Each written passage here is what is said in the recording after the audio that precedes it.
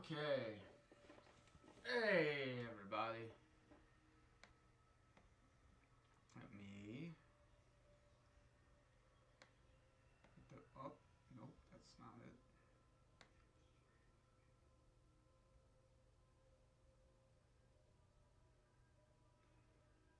There we go.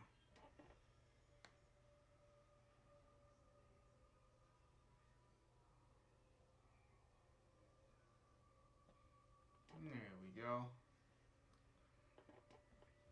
There we go. Now I can see the chat. Now I can see the chat better. All right.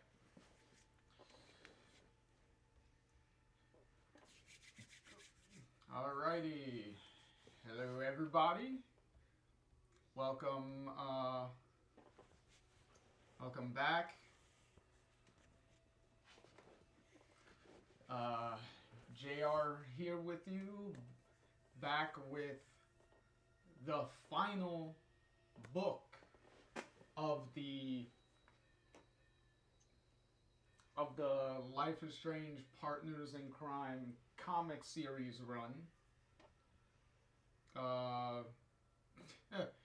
It is really, really crazy.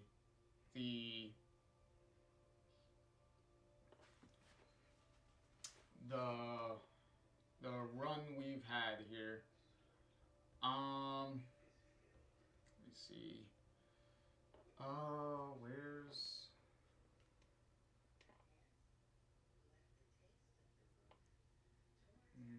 let me see something. There is.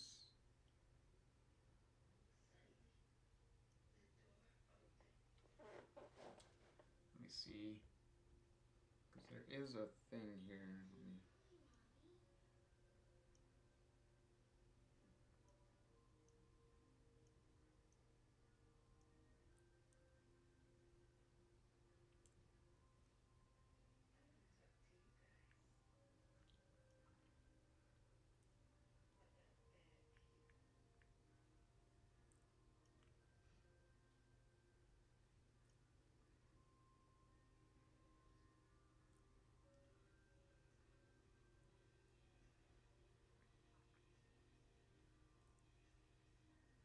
Where is it? Where is it? Where is it? Where is it? Where is it?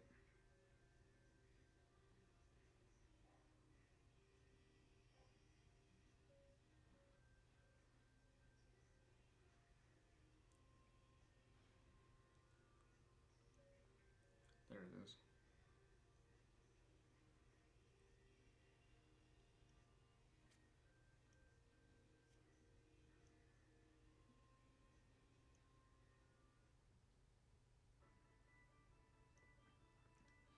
Alright, hold on. Let's this real quick.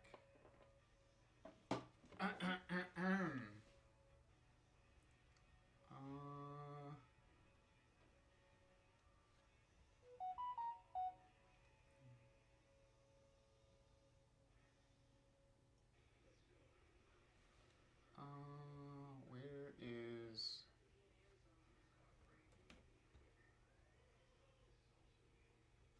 There we go.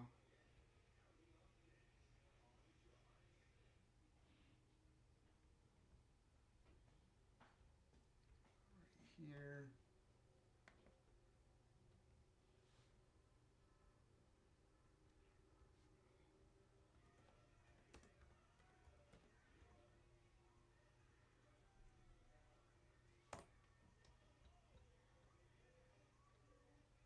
There we go. Just wanted to get that out the way. And then we could do...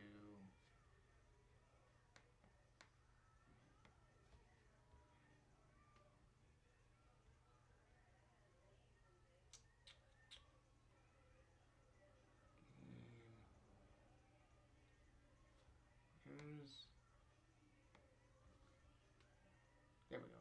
Image. Bam.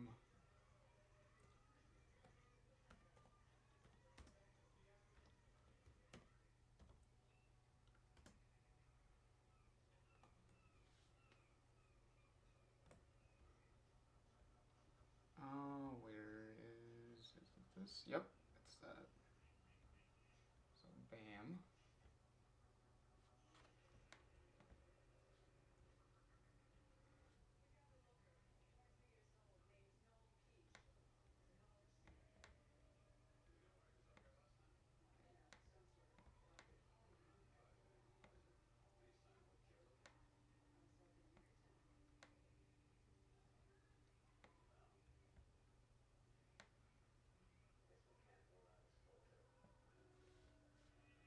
There we go.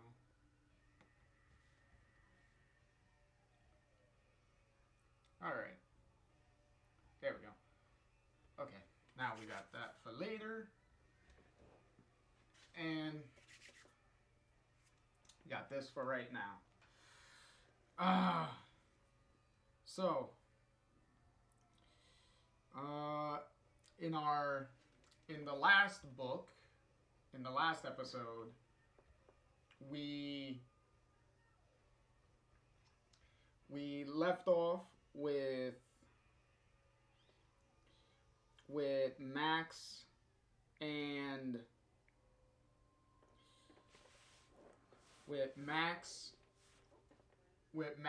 Chloe, well, OG Chloe, Tristan, and both versions of Pixie.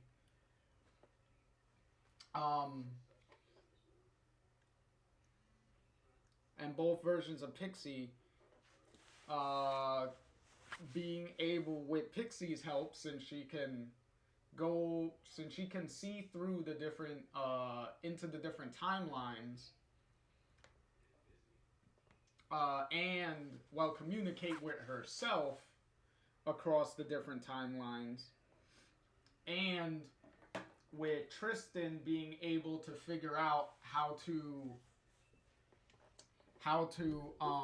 cross between the two timelines easier and with a lot less effort. They can formulate their plan of everyone being in the exact same time, in the exact same spots across both universes.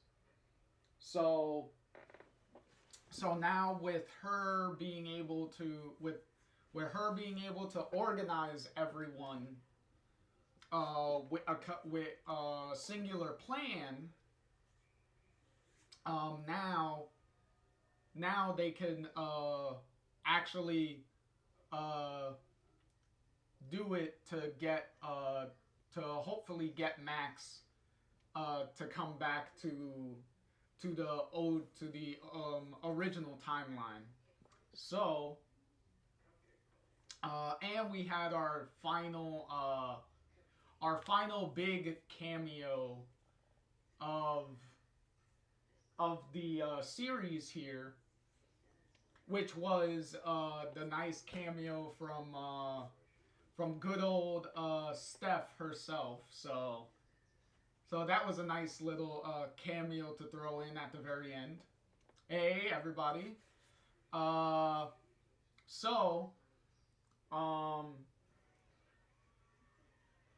And their plan almost is gonna get put up in smoke, because now the storm has come back and is threatening to ruin the entire plan and stuff. But Max and everybody has resolved to be like, no, this is our chance. Maybe we can use this storm as a way to maybe amplify what we're about to do, to try to guarantee that this will work even more. So will this all pay off? What ending are we gonna get? Is everything going to end in a very good, smiling little bow? Am I going to, which has been the trend when it comes to,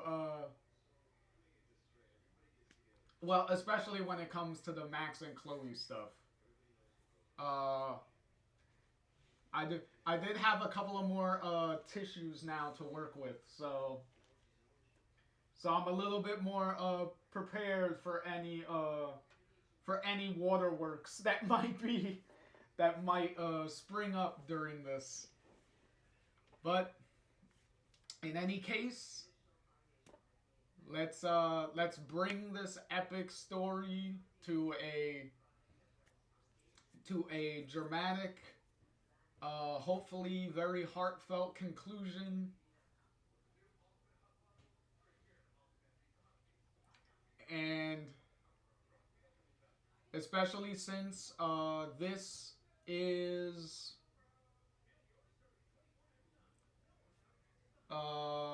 will will this end be able to hit, obviously not in the same exact way because this is a comic and that was a video game, but hit in um in relatively the same emotional way as the original game ended. Because so far, the the comic, I believe, has been able to capture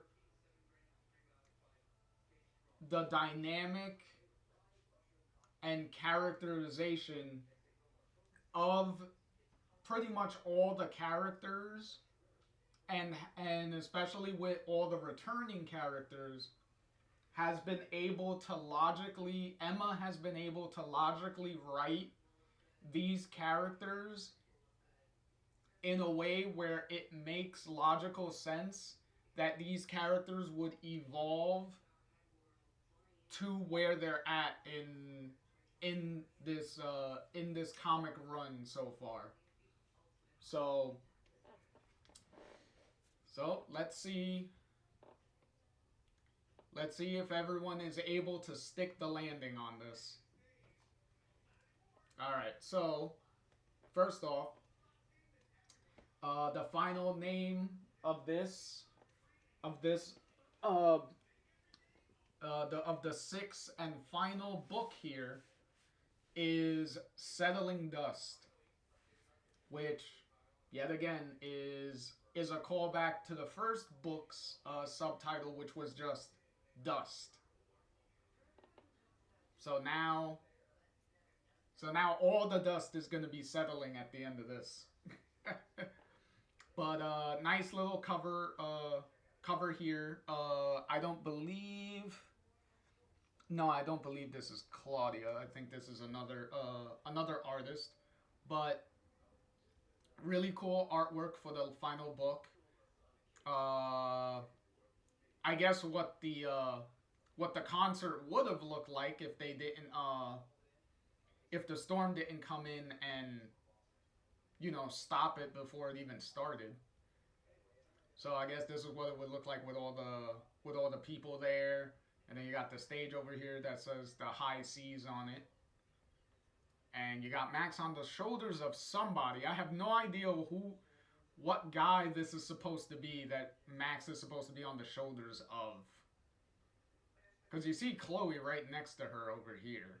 So I'm like, I don't know who the hell is holding up Max on the shoulders there. I have no idea. All right.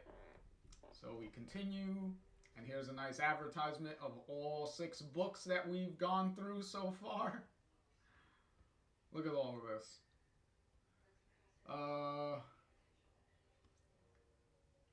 And then we got a nice little panel there. All the credits and everything for everybody. Another little previously on recaps segment. Another reminder of all the characters and what versions of which character are uh, our little character bio there. A little brief little character description of everybody there. And this is the same cover from the front of the trade. And this one is done by Gabrielle Piccolo. I guess. Yet again, I apologize so much if I'm pronouncing a lot of these people's names wrong, but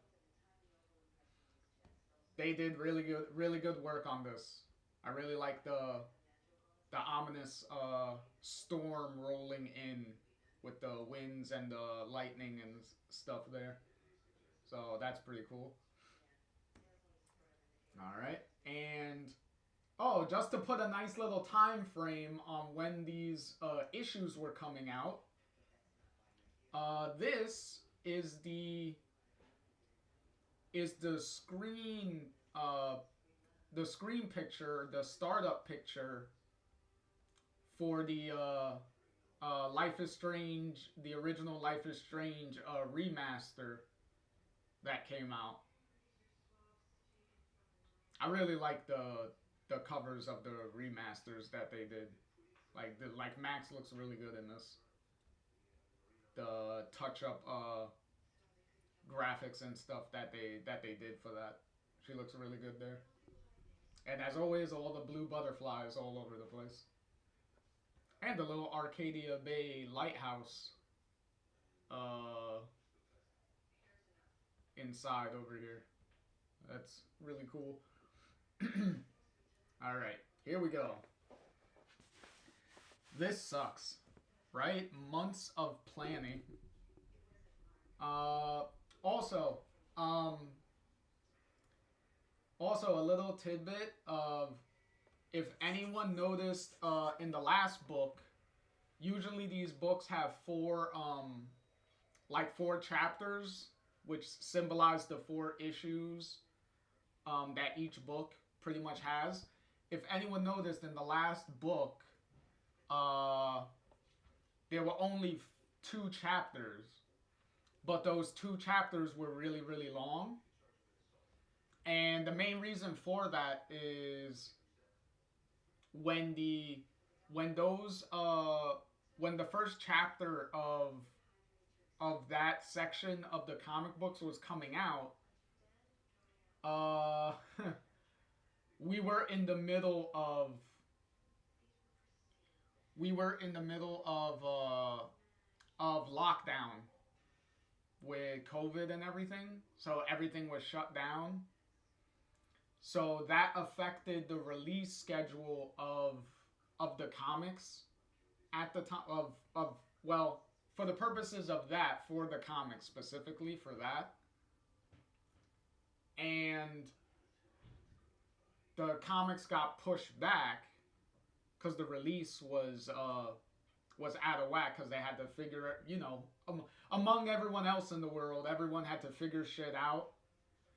So Titan, the publishers of the comic books, Titan was like, okay, we had to push the issue back, the release of the issue now. So it was pushed back to the point where the second issue of the run was going to get released. So what they did was they were like, okay, we're going to pack both issues into one big issue. And then they wound up doing the same thing with what would have been issue 3 and 4 of the book. They were like, you know what? Just do the same thing. Just pack both issues into one big issue.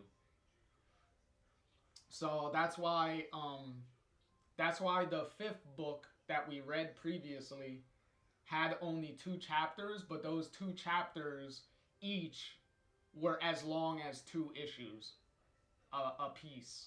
So that's why that's why some of those chapters felt long in the last book, is because of that scheduling thing that they needed to figure out at the time. But for this run, for this last part, everything was back to normal by the time these issues were coming out. So now we're back to the 4 issues per book thing. So this is gonna have the regular 4 chapters part here. All right. So yet again, this just sucks, right? Months of planning.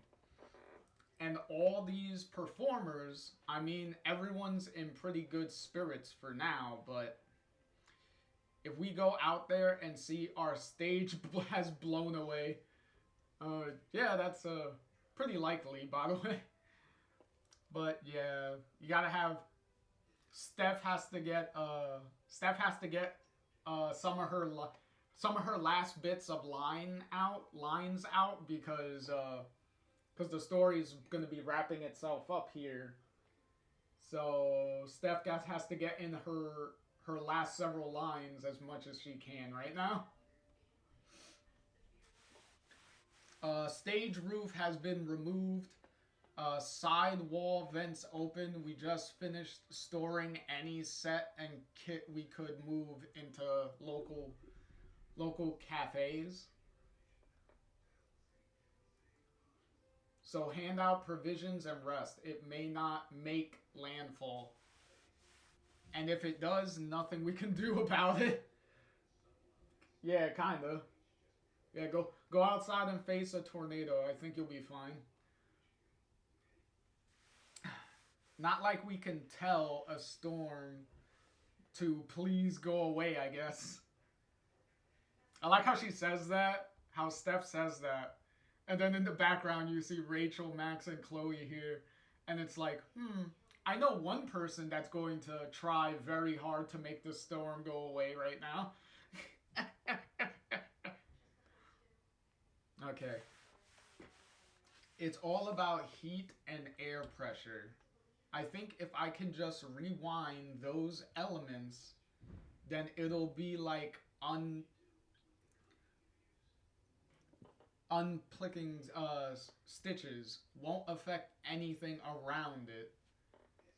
So we'll see. So she's gonna try to use her new pocket time ability to focus on the storm and rewind just the elements of the storm itself and see if that's able to get rid of it. So interesting plan. Let's see if it works out for her. This is straight up crazy, but in the cool way. Well, the selfish part of me is grateful you might save my Shakespearean debut. Well, kind of, Rachel. I think, wouldn't your Shakespearean debut have been The Tempest? The Tempest in Before the Storm. But I guess in this case she means like an actual professional debut and not just like a high school play type of thing. The other selfish part of me keeps thinking that this really might be the one. The actual goodbye. Oh, shit.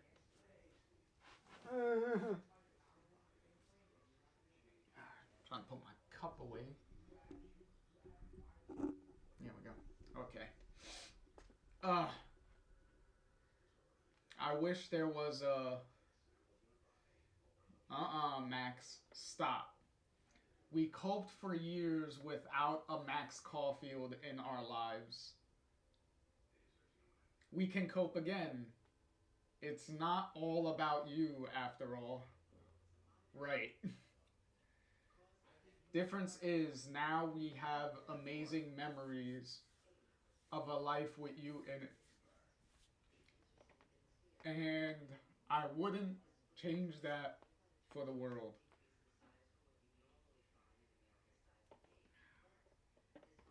All right, get in here.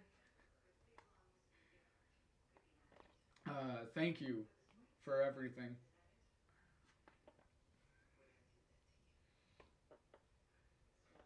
Just because I have a lot of tissues here does not mean I'm eager to use them all right now. Oh, jeez.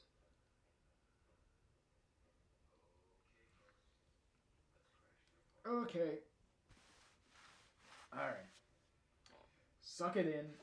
Okay.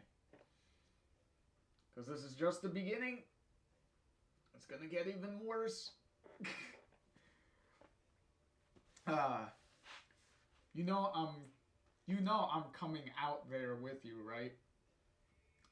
I think you kind of have to be there for it to work, honestly. Well, yeah, because the big common denominator in this whole thing is the two Chloes from both realities. So, so she technically has to be there. Um.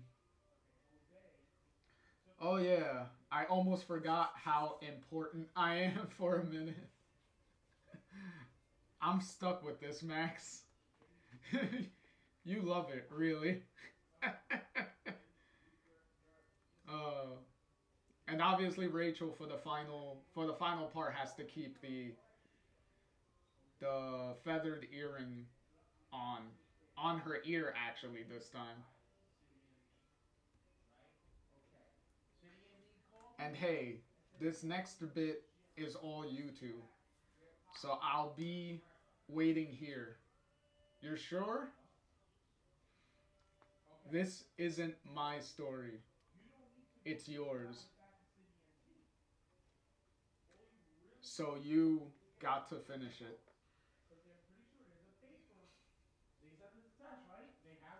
Uh, shit.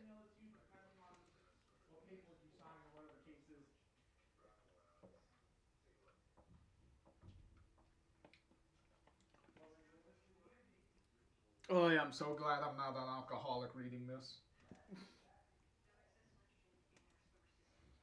Because I probably would have been depressingly drunk a long time ago. Okay. Okay, so Pixie's starting to walk over so they can get everything going. I'm thirsty. I said you can have some of my. The crew are literally handing out bottles over on that side of the shelter, Zach. Lawrence, go get me one. I mean, I could. I give up the pair of you. What's her problem? Honestly, I had no idea that was a girl the whole time. I honestly thought the acting troupe was just the three guys, these three guys and Victoria. I had no idea the short uh black-haired one was a girl this whole time. I had no clue. I thought Victoria was the only girl in this whole in this little theater group here. All right. uh, again, what's her problem? I think it might be you. It's both of you. Huh? Well, both of them, huh? You're a bully and you want water. Get your own and stop taking advantage of someone who clearly doesn't know how to say no to you. And you, this guy treats you like crap and you let him. Friendship goes both two ways. And trust me, he doesn't get that. And he won't if you keep pandering to him. You're better than he makes you think you are. You're. What am I even do? What am I doing? You're not even the one I should be saying this to. Look at that. Even Tristan pops in and he's already like, all right, whatever. And then, oh, okay, now he's gonna go meet up with Max and everybody else to get this show on the road. Um, and both of them have no idea what to say. Who the fuck even is that? I don't know. Well, obviously, this Lawrence isn't gonna know. Oh, okay, now we're on the opposite side. Come wind, come rain, come voice of the skies, with songs that fill my sails. But when the billow of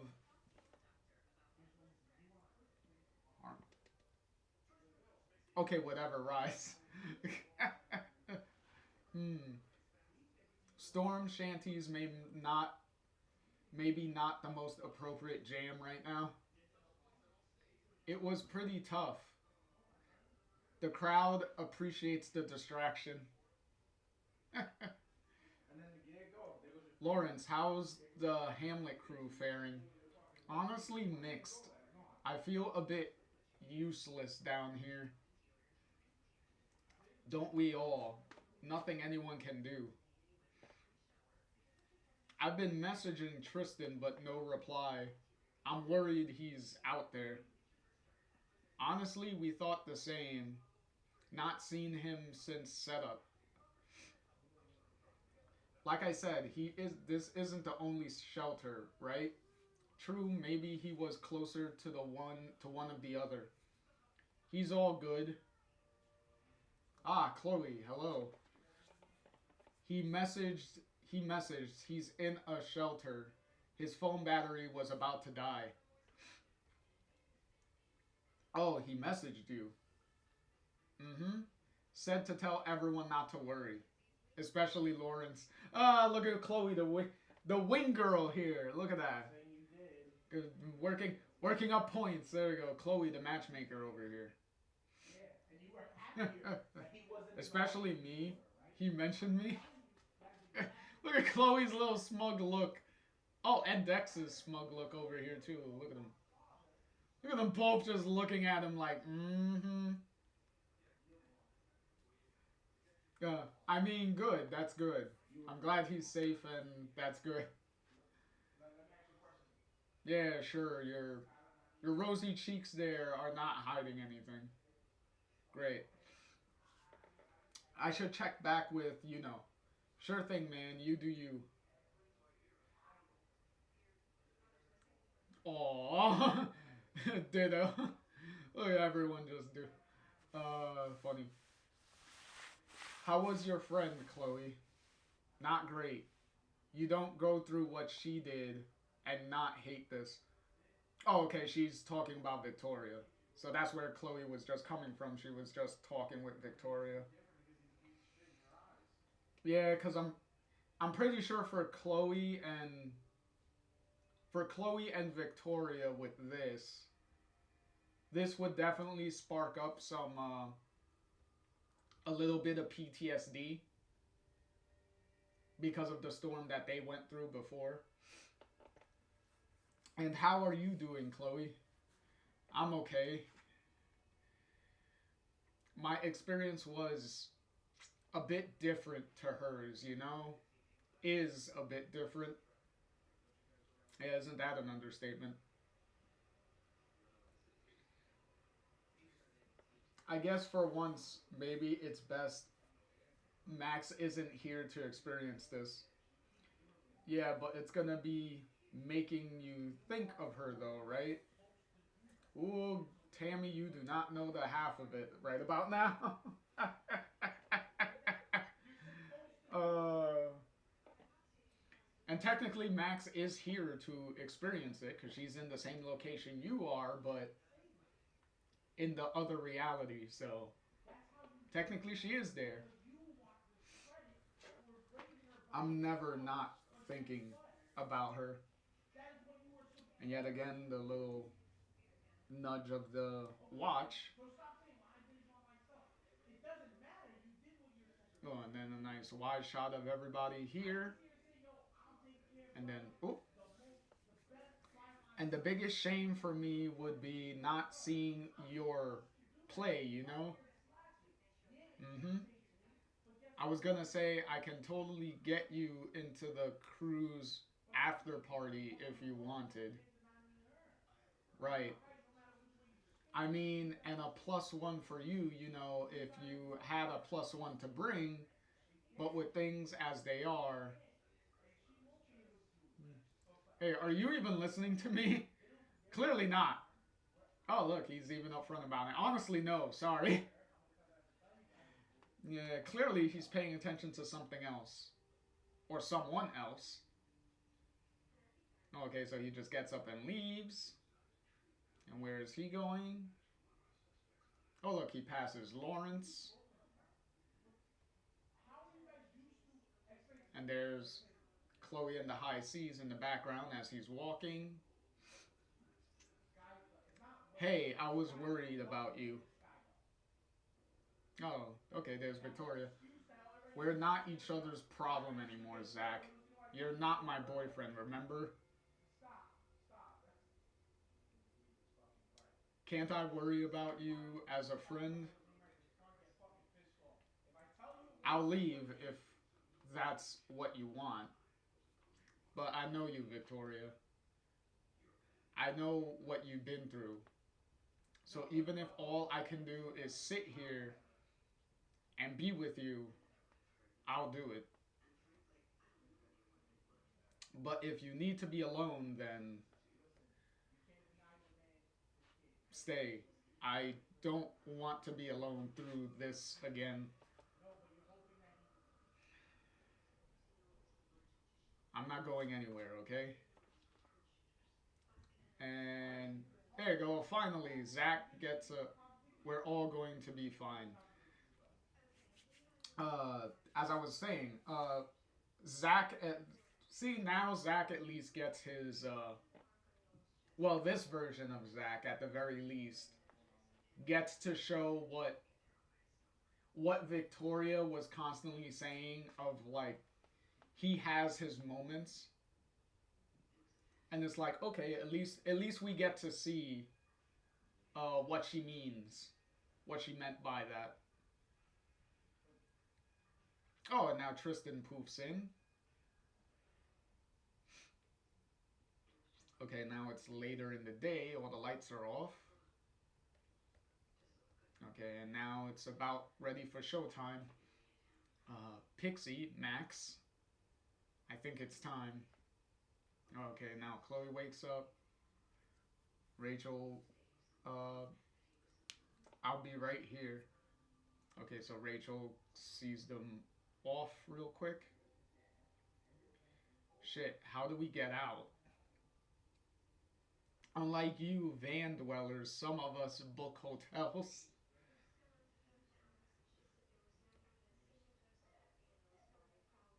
Okay, good, because she has the.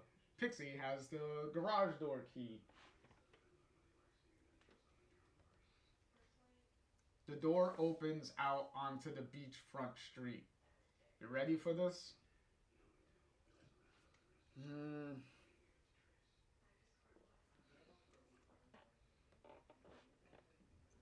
yeah, yeah, I'm ready. Lovely weather we're having. I've had worse. Eh, you can thank me later for the teeth I just helped you keep. Oh, jeez. Oh, that would have been kind of shit. Oh, okay. Actually, we might be a little busy. Holy fuck. You really think you can manipulate that thing? Yeah, I know I can. But where's Tristan? I need his door to be able to affect the other side. Ah, shit. The ground is a little higher that side. Oh, no, he landed a little high. Oh, shit. Well, there's the good old storm saying hi. Long time no see. It's been about 3 years since the last time I saw y'all. Oh, look, now we're on the other side. Off he goes. Okay, Chloe. Permission to come aboard? Rude. Okay, so need your physical connection? Well, something happened? I can't see anything, Pix. We'll know for sure in a second. Right. Chloe, give me your hand. Right. Wow, you guys feel that? Yeah, it's working. Max. Okay, we're up on the stage now. Max, what if I disengage, run away? You're not that person anymore. You have things to fight for, right? Yeah, you've got this. We've got this. See you on the other side. And I mean it this time. Oh. And then the... Whoa. Oh, look at that shot. All the... Oh, their... The powers and everything. So you got all these 3 sets of powers here. You got Tristan and Max back to back here. And then you have the Pixies connecting with both Chloes to form a stronger link and bridge for Max and Tristan to focus onto. I'm not dust. I'm not a butterfly. Whoa. Yeah, Pixie with the whoa. I am Max Caulfield. Ooh. Oh, look, and now they're seeing an image of them, of a see-through image of them on the other side also. So the connection is working. Somewhat working. And I'm not afraid of you anymore. Ooh. Okay. So that's a nice alternate cover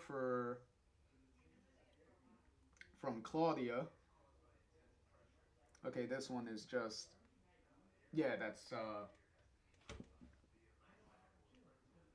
Max on the bottom there. And Max on the top up here. So, that's pretty cool. Oh, and there's this cover here from, what is it, Lisa Starrell? I think that's how you say it. Yet again, I apologize if not. But, cool little cover here. Okay, here we go, chapter 2. I remember when I was small, my mom had a bag of wool. She very rarely used it, but whenever she pulled it out, it was a tangled mess. It was my job to untangle the web of colors. I guess that's kind of what I'm doing now. Only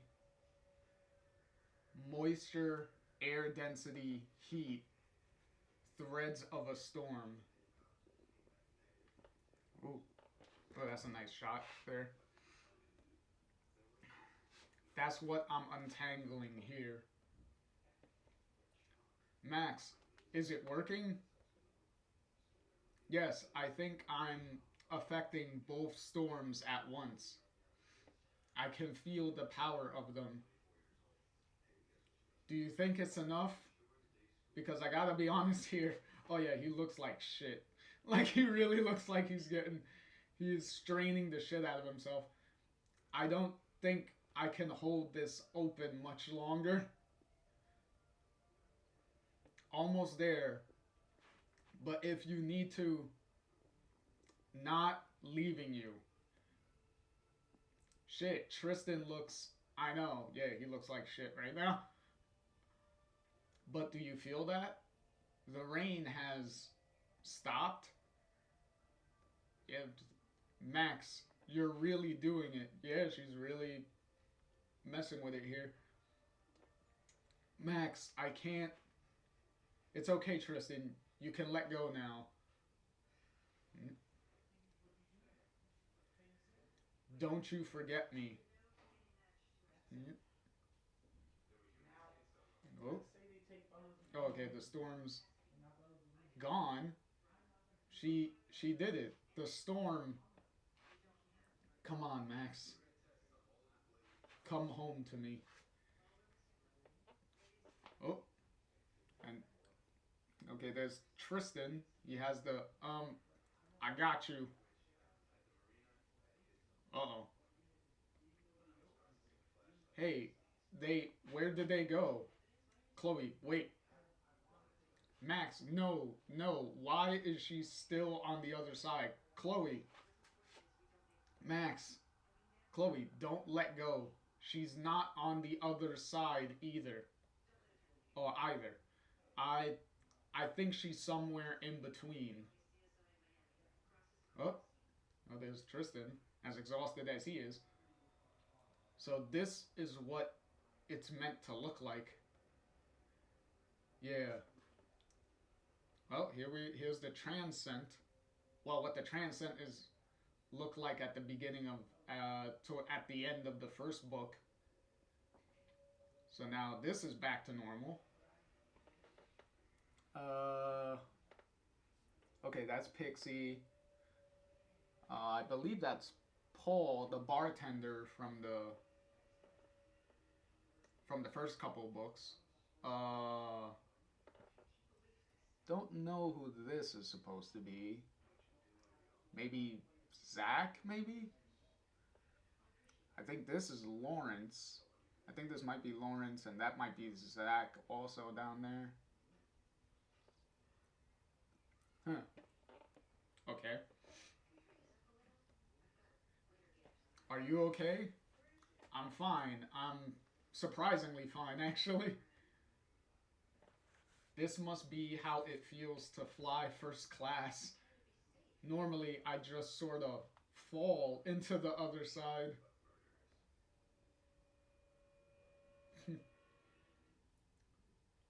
You could enter any of these? I don't think so. Those are lives already being lived. You're sure about this? If your power is spent, you'll be, I'm sure. It may not be where I started. Well, she's bringing up the possibility that if you come with me and jump to the other side, your powers may be gone and you might not be able to jump back or anything. So, but clearly Tristan is like, whatever at this point, fuck that. But I think it's where I'm meant to be. Okay. Chloe? Chloe, look. And look up. And then letting go of the hand. And then look still more. Oh. And there's a nice smile. And then reaching out. Oh, and then we got the tears. And you can see that there's a light that she's going towards. And there you go. The nice, wonderfully earned shot right there. Look at that. Look at that frame. You can take a nice picture of it. Of Master just coming out right through the portal there. There you go. And a very nice long. There you go. A nice wide shot. Well, full panel, full page spread there. Now that, well, obviously it's been, uh, what was it, four? Yeah, this has been building up for four whole books so far. So this is 100% uh,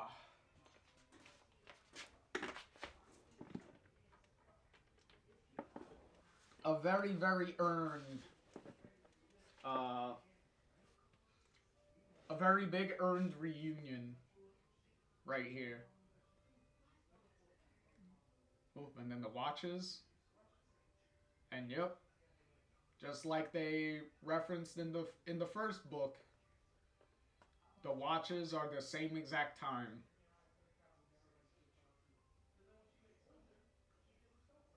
This is real, right? I fucking hope so. And boop, and right before the kiss, and then we cut to the time. Good morning, good morning, Florida.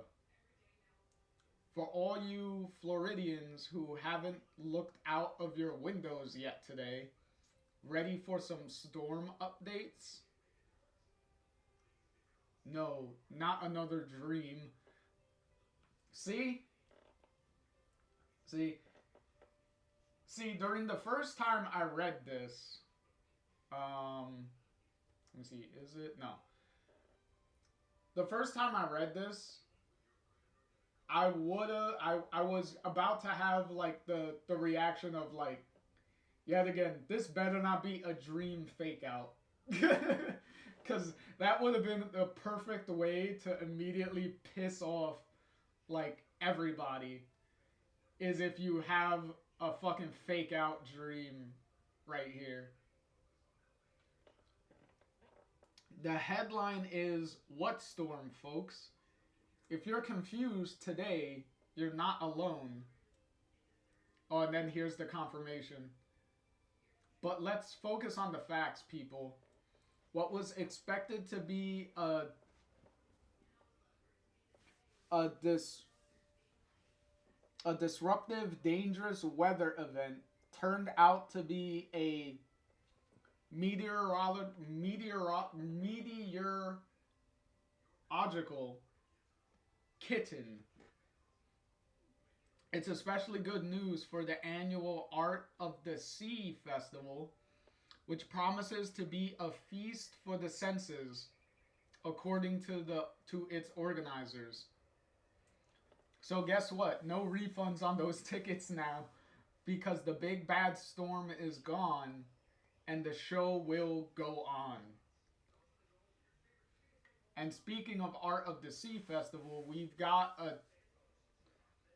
a taster of what's to come this evening.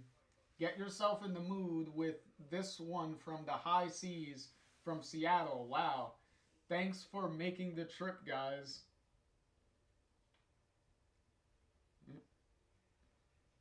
Yep. Yeah, there you go. The nice pan over of Max asleep right on the other side of the bed. So even more confirmation that yes, that she did make it back, and it was everything really happened.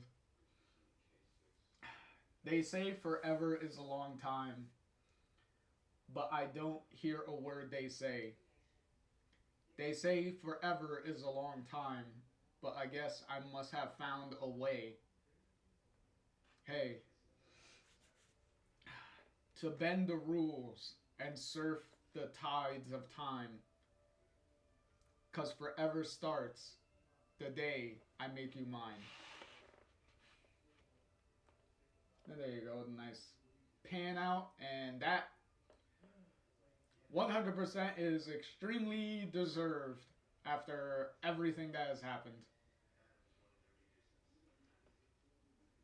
And here's a little, I would call this like the end like at the end of the original episodes where they would have like a montage at the end of an episode of things of like what the rest of the characters and everything are doing and all that stuff. That's pretty much what this couple of panels are going to be referencing. All right, so the song continues. With so much there between us, so many things unsaid. There are words I want to say to you if I could only clear my head. Oh, look, now Pixie's back. And then, as I said, Steph gets her last little cameo there.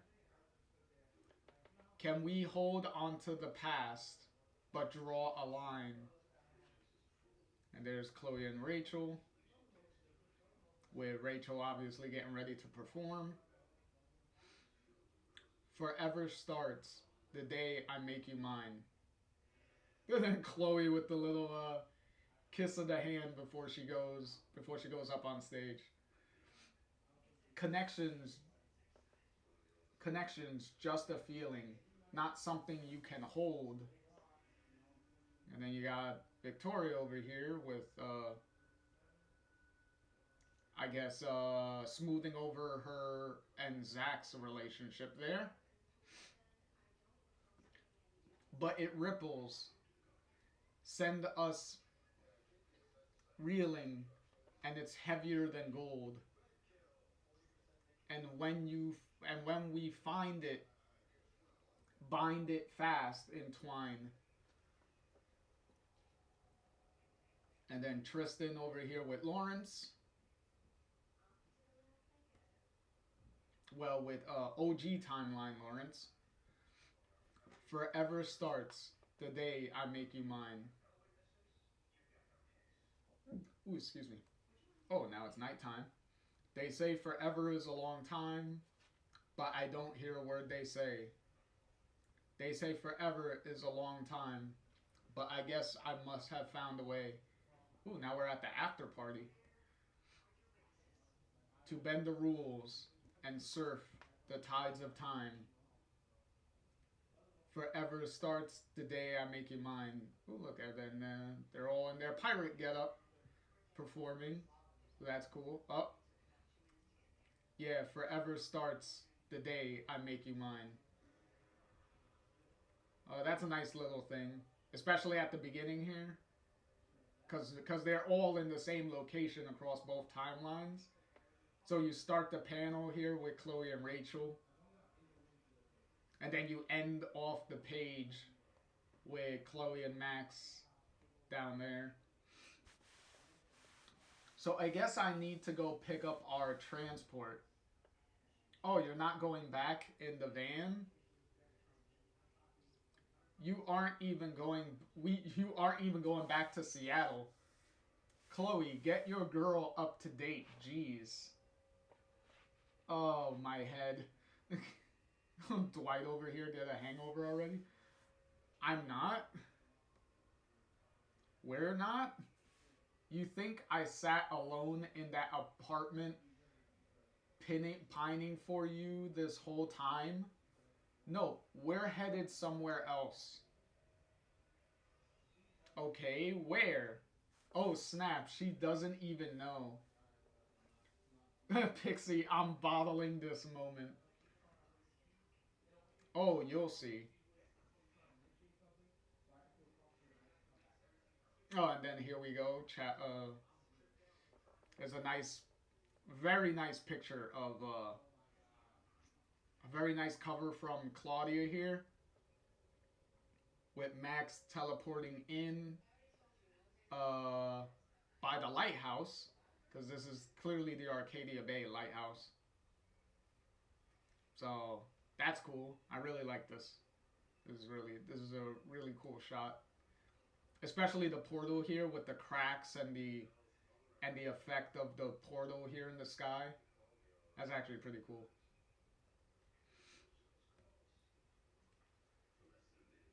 Oh, and then here's another another alternate cover. This one from Jess Tyler, which I'm more confident that I said that name right, at least. All right. So, here's the thing.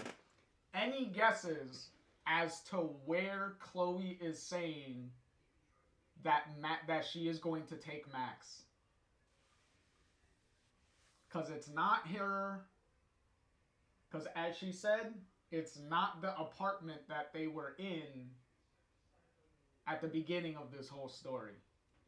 She's taking her somewhere else. And this is also going to be the reveal of what OG Chloe was doing during the 2 years that Max was in the Rachel timeline. So we're finally gonna get that revealed, and also the business that she hinted at earlier in the I think it was the last book, but that she hinted in a previous issue where she said where she was on the phone and she was checking in on a business that she runs.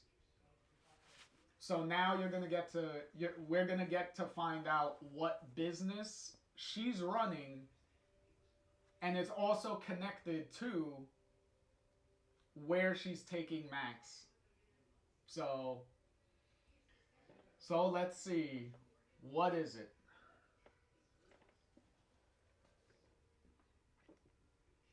Oh, and I will say it's gonna be big.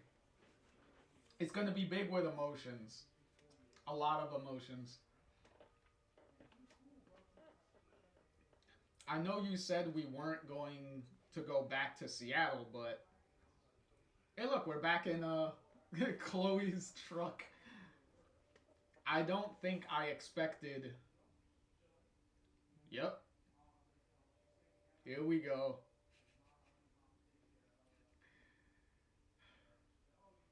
We're going back to the beginning, people. I can't believe I'm really here in our Arcadia Bay. That makes two of us. Oh, I like how Chloe's wearing the lighthouse t-shirt. She's wearing a lighthouse. The lighthouse is on the t-shirt. That's cool. But it made sense. Staying in Seattle in our apartment, it was hard. Like, that whole year had been a dream. And as discussed on the road, Ryan and Vanessa, your mom and dad, being that close to them just got too much. I can't believe what you had to go through for me. For us. Like I said, at first they believed you gone off the grid. But fuck, they're your parents. After a while, of course, it wasn't enough. So there I was, posting missing girl flyers again. And it pretty much became my truth until Tristan turned up. But I couldn't handle the sympathy, giving in or taking it. So, Chloe, I'm so anywho, it's all good. I decided to check out the progress being made here. And you just wait. Now we're here, and I have so much that no more lies. You don't need to lie anymore. Not to me. I know it hasn't been all good. I still need to work out what to say when I see them. Max, do not say sorry again. If we're being all truthful and shit, then yeah, I think I maybe hated you for a while. Missed you, hated you, missed you, loved you. but you did what you had to do. Don't apologize for that. We don't need to wear these anymore. Oh? Because I'm not going anywhere, you're not. Promises, promises. But I'll hold you to it. Come on, I have more to show you. No way. No way. It looks amazing. Now this is really sweet.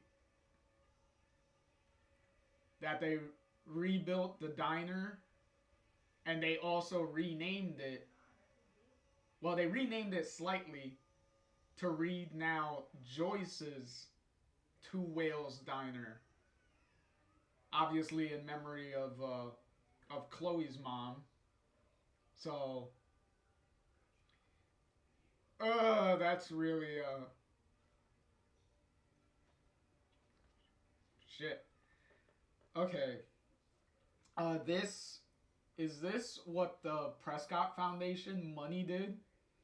Oh, it's way better than that, Max. We didn't take a penny from the Prescotts for this baby.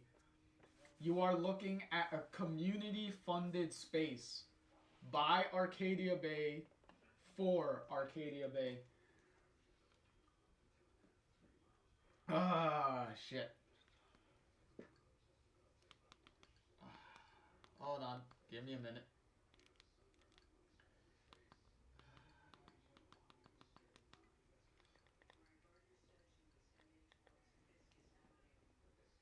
Ah. Woo. Okay. It was a whole lot of fucking work, but I needed the project. Okay. So,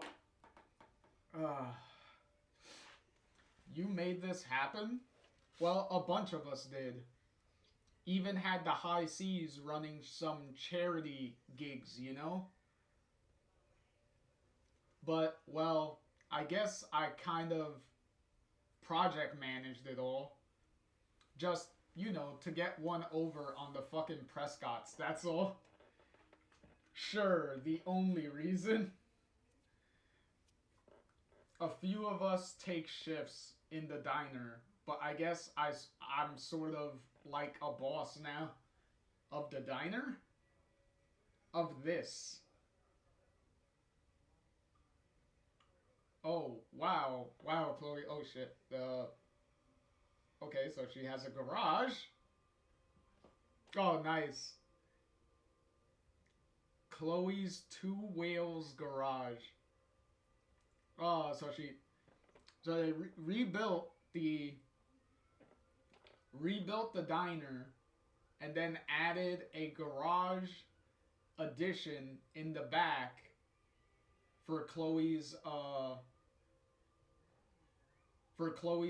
mechanical work, which is also funny because technically BTS Chloe in the Rachel timeline was the one that actually had the mechanics job. So it's kind of funny how that bled over to this, and now OG Chloe is actually getting is doing the mechanics work now. Except this time she's actually running the business herself. We'll save the apartment for the end of the tour. There's an apartment in here? I mean, I get if you don't want to make this our forever home, but I wanted you to have it. I saw I lived.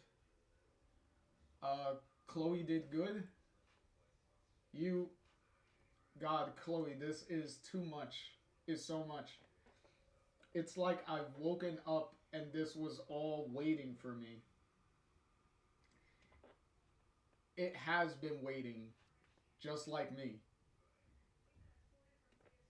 It's just how I remembered it. You seriously didn't check out the bay in your adventures in space and time? I no, it wasn't my Arcadia Bay. Wasn't ours. The last time I saw this place was in that flicker, right? I remember our little peekaboo. But this obviously wasn't here. Oh, look, it's they made a little memorial wall. Oh shit. Alright, let's see who the fuck we can see here. Okay, some of these pictures I know exactly what these pictures are. Some of these we actually seen in the actual game. Okay, so we have this picture here. This is clearly what was it? There's young Chloe, William, and Joyce here. And this picture we've seen in I think in the photo albums and stuff that we see that we can interact with in the original game. This picture of Warren is a collectible picture that Max can take if we help Warren with his science experiment in I believe the end of episode 2, I believe. So this is literally that collectible picture that we take after we help him with that and take a picture afterwards. So that's literally what this picture is. This is a picture of Kate. I think this may have been like a profile picture or something of her. And then this picture of Kate, Alyssa, and Brooke. I believe that's Brooke. It's either Brooke or Stella, but I think this is Brooke. But we see this exact picture, I think in Kate's room in episode 2. I believe Kate has this exact picture in her room. And then we have a picture of obviously Brooke down here.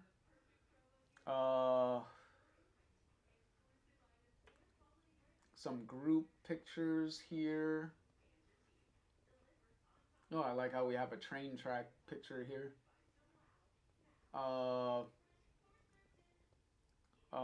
This picture here,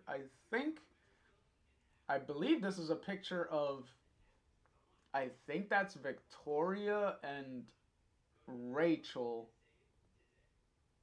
I think this might be from one of the plays or something that they did.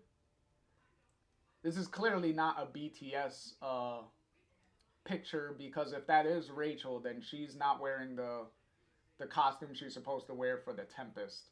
So clearly this is a different play that happened before the events of BTS then. And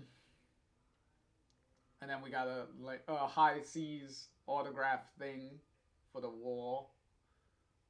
And obviously this is a picture of Chloe and Rachel here. So that's a nice thing for the memory wall. Oh shit.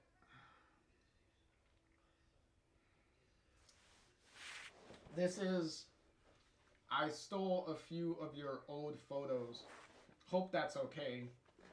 But otherwise, we took what people offered, and they offered a whole lot. I can imagine.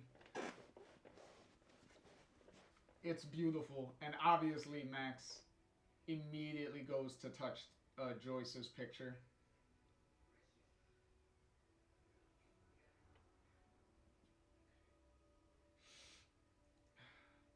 after all this time, I feel like I can finally grieve for them. I know.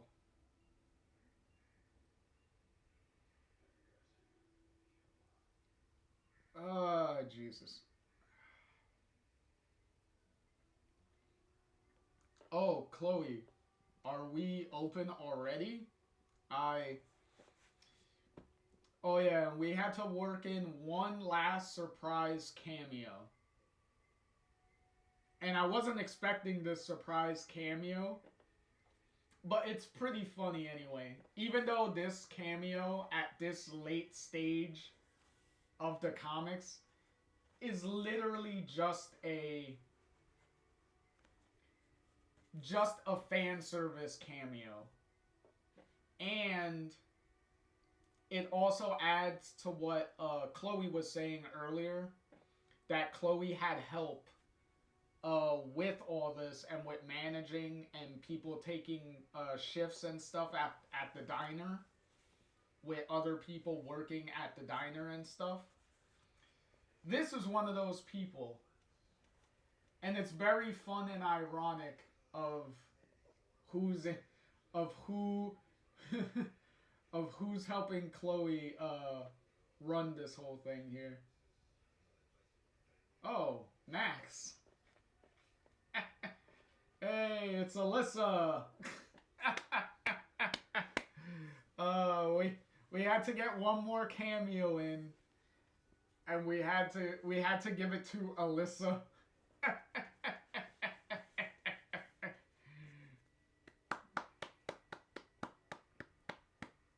Hey, it kind of makes sense. Especially as far as Max goes, like literally every episode of the original game, you help Alyssa. You help Alyssa avoid some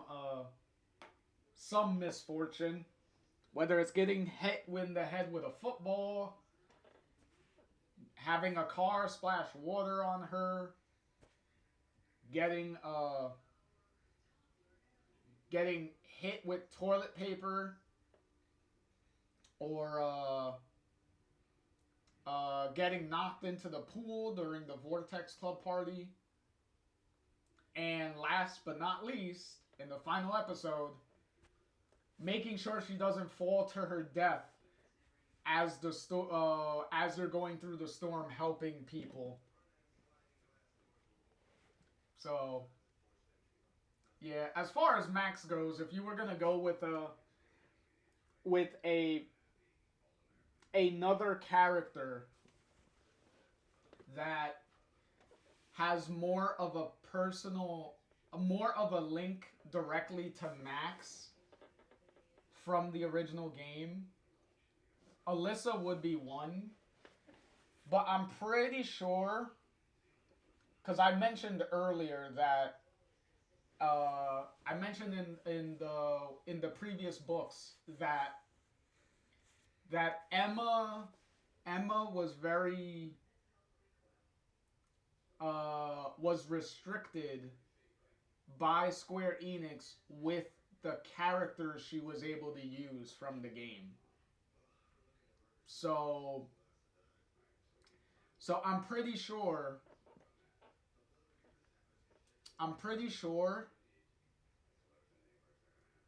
if Emma was allowed to, I'm pretty sure this cameo, maybe instead of Alyssa,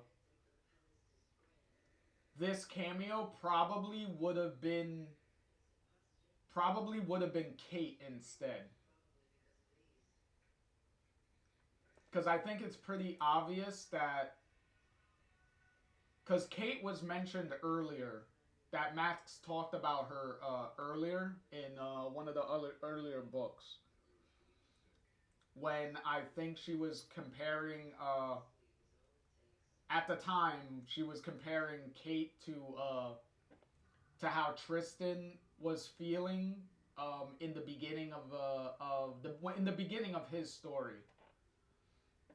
So most likely Emma wanted to use Kate in the story somehow, but clearly Square Enix didn't let her.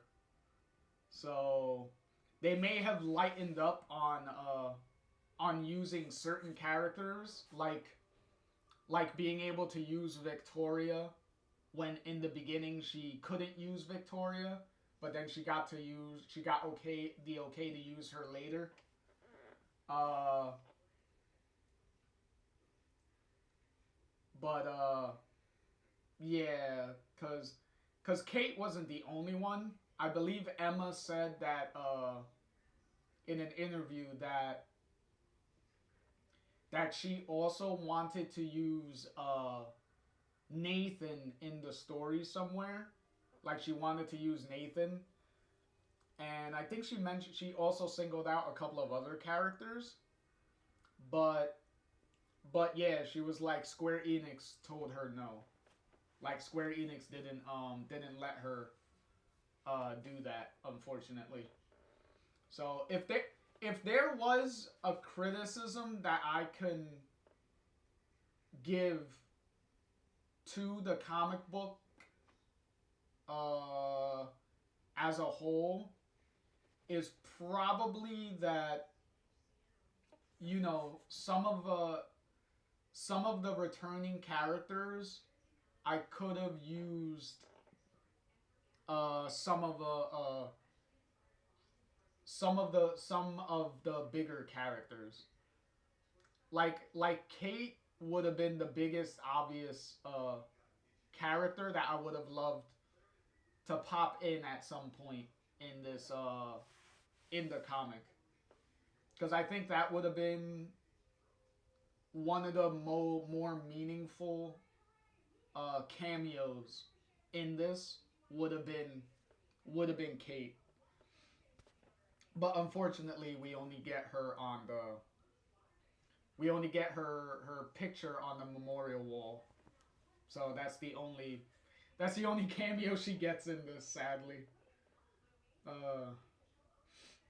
Okay. Oh my, you're back. Alyssa? Well, yeah, last time I checked. You work here too? I volunteer, yeah. When I heard about the project, I signed up right away. I signed right away. I signed right up. I was sorry not to see you here, of course. You're kind of the reason I'm here at all. Not everyone was as lucky as me that day. You really were my guardian angel, Mystic Max. I don't know if I ever really said thank you. Back at you. Because technically, Alyssa did right after you saved her in the last episode during the storm. She did pull Max out of the way of debris that was about to like hit Max. So Alyssa technically did save Max in the end too. Which is also a callback, if you noticed earlier, where Pixie pulled Max from one of the debris of the storm that was going to hit her earlier too. So look at that, Alyssa and Pixie both saving Max at the 11th hour. So how was your self-discovery world tour? I hope you found what you were looking for, Max. Yeah, I'm pretty sure I did. Hey, can you open up proper while... It's what I'm here for, Chloe. Take your time. Oh. Oh, look at that. Look. A wet floor, and she's about to step on the wet thing. Oh, oops. Nearly... Oh, look, she avoids slipping and having an accident. Aha! A nice little reference to her always being, like, prone to some accident happening to her. Except this time she noticed and she didn't need Max to rewind time for that one. Oh, Chloe, there was a call uh last yesterday.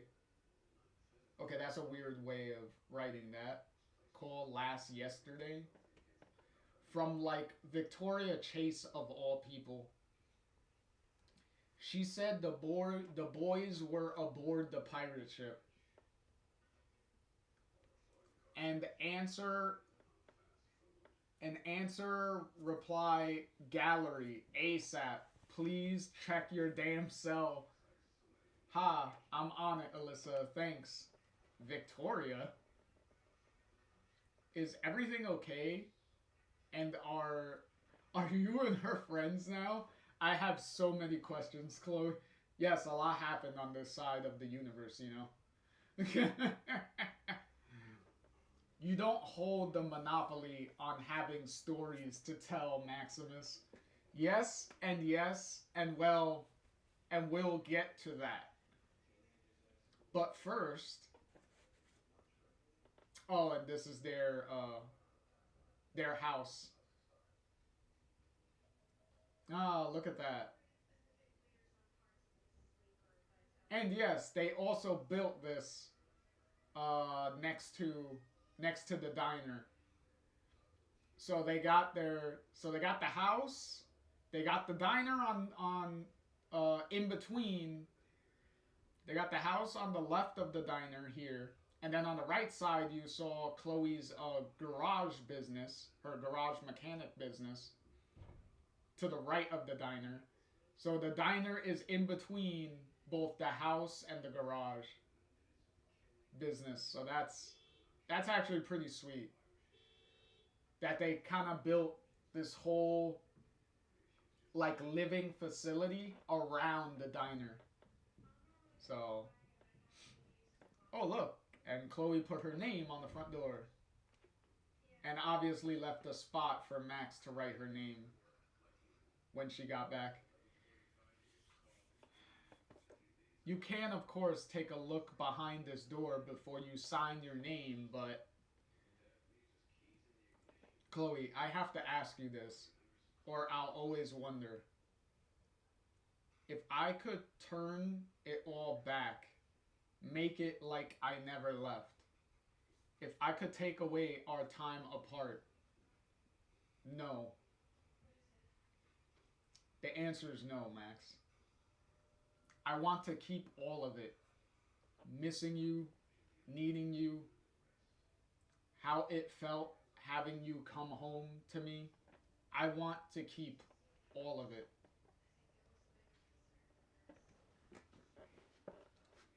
And then finally, writing the name. And then obviously time passes. I like how they designed yet again the blue butterflies around, and then we have the two whales on the side. That's funny. Oh, it's a funny story actually. Oh, there's all right. So clearly we jumped. What was that? 2017.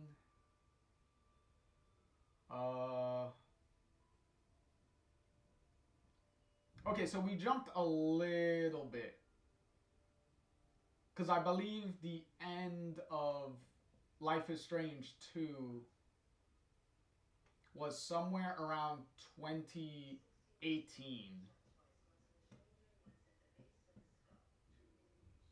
Or was it towards the end of 2017? But the point is, we jumped a little bit, and now we're in around the time frame of Life is Strange 2, because if you notice Chloe here, she has like the green hair, the green long hair that she had in the picture that you could find in David's trailer, if you went with the choice of destroying Arcadia Bay. and this is the hair the hair that she has in that picture with her and Max. So now we kind of caught up to where they're at in life that you see caught up in Life is Strange 2. I was this sad, lame European sat out of the fun with this leg up in a what was that town called, Tris? Old Tombstone. Oh look, and then you have like little Max over here. Look at her. While Chloe brings some beers. Yes, that's it. It's the cool cowboy town. I know it actually. Wait, you were injured? Oh, it was no big deal. I fell from some rocks during a walk. No big deal, he says. He could barely walk. And thank goodness I couldn't, because it turns out this one here likes a wounded man. Hey, I just felt sorry for you, sitting on that porch on your own. Really, really sorry. Idiota. Your Polish gets better all the time. Uh-huh, sure, it's Polish. Funny. Yes, so your being hurt meant you guys got to meet. That what's the phrase you have? No pain, no gain. Okay, so I guess Lawrence is supposed to be Polish, I guess. Interesting. Meanwhile, oh look, and Chloe has the tattoo blacked out like she also has in the Life is Strange 2 photo. So even more connection to where we're at there. No pain, no gain. A nice little toast. So, any regrets yet? None. You? Well, other than thinking I shouldn't have wound back his accident, no. Two injured Lawrences would have been very confusing. As it is, it helped me see your point of view on Chloe. It was like he was two different people. I like how that's Emma's way of writing into the dialogue that the whole point of having one Lawrence with a broken leg and one without a broken leg, it was a way to make it easier on herself to keep track of what timeline she's writing in. She's writing for. And for Claudia, and to help Claudia out in also keeping track of what timeline Claudia is drawing for. Oh Lord. So much fun, so much fun. Fun stuff all around. Funny little inside joke on that one.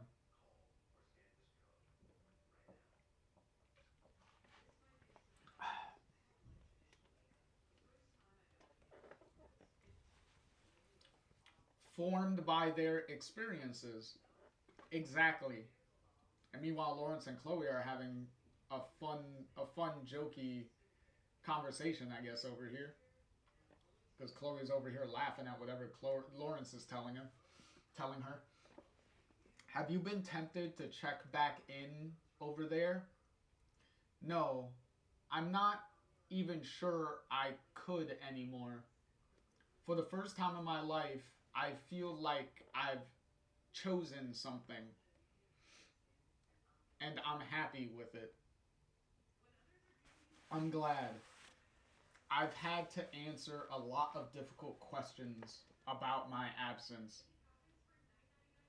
There'll be a few white lies yet. And I think about Chloe, Rachel, and the other high seas. I think about them a lot, but I know I'm home. I asked I asked Pixie about my other possibilities, you know. Oh, I think I think she didn't see them because there weren't any. I think the me you saved is the only one who survived. Tristan, no, Max, it's okay. Thank you. I think it's why I could do what I did. I wasn't bumping into my other possibilities,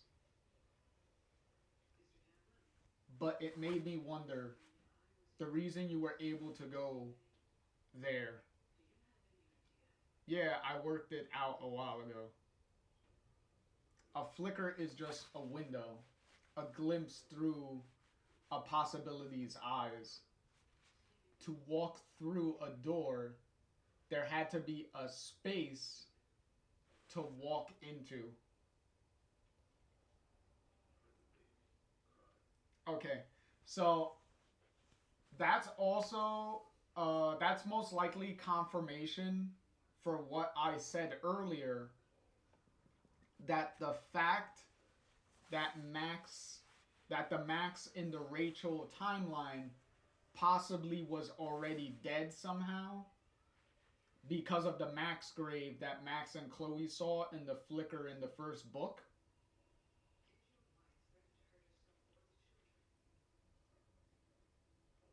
That, well, she theorized in the first book that maybe she was in the car with William when William had the car accident. So that's how she figured out that maybe she died, is because in that possibility, for whatever reason, Max went with William in the car. Uh, so that's what she said. But if that was the case, if that was 100% the reason that the Max in that timeline was gone for whatever reason or dead or whatnot,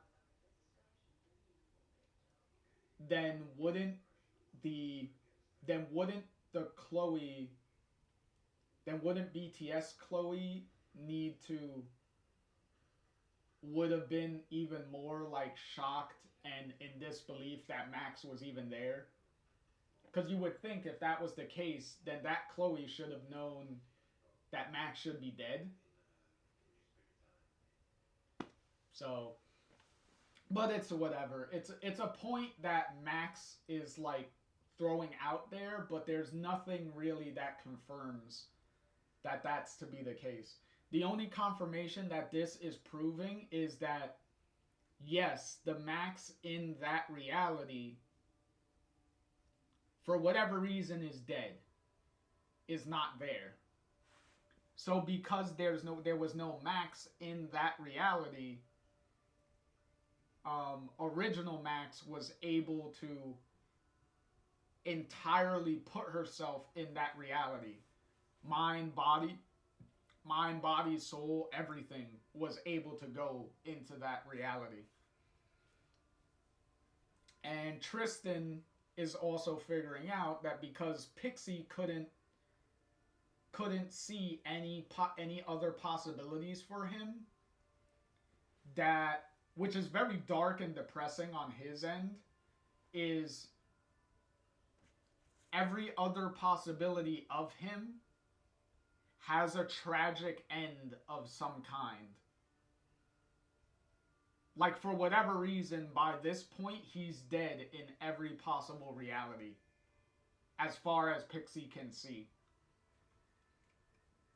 And that is why Tristan was also able to jump between the realities, because there is a spot open there for him to jump through. Because there isn't two of you being occupied at the same time. So if there was a Tristan there, and if there wasn't another Max there, then they wouldn't have been able to do what they did. So so there's the little link there of of how this all works.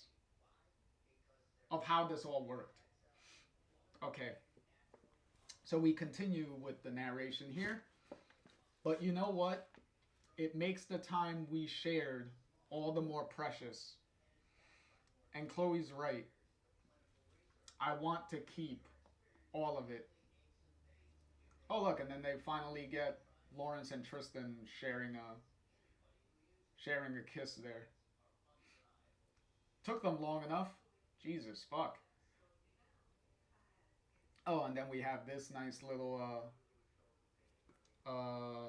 cover alternate cover art from Claudia here. I like the stainless glass. It's almost looks like a stainless glass mural uh, motif with this one here. And then you got all the blue butterflies around the like the glass the outside there. Looks really nice. I like that. Oh, and then we got this this cover art because this is the cover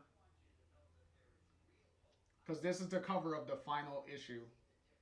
Because we're about to read the final chapter now.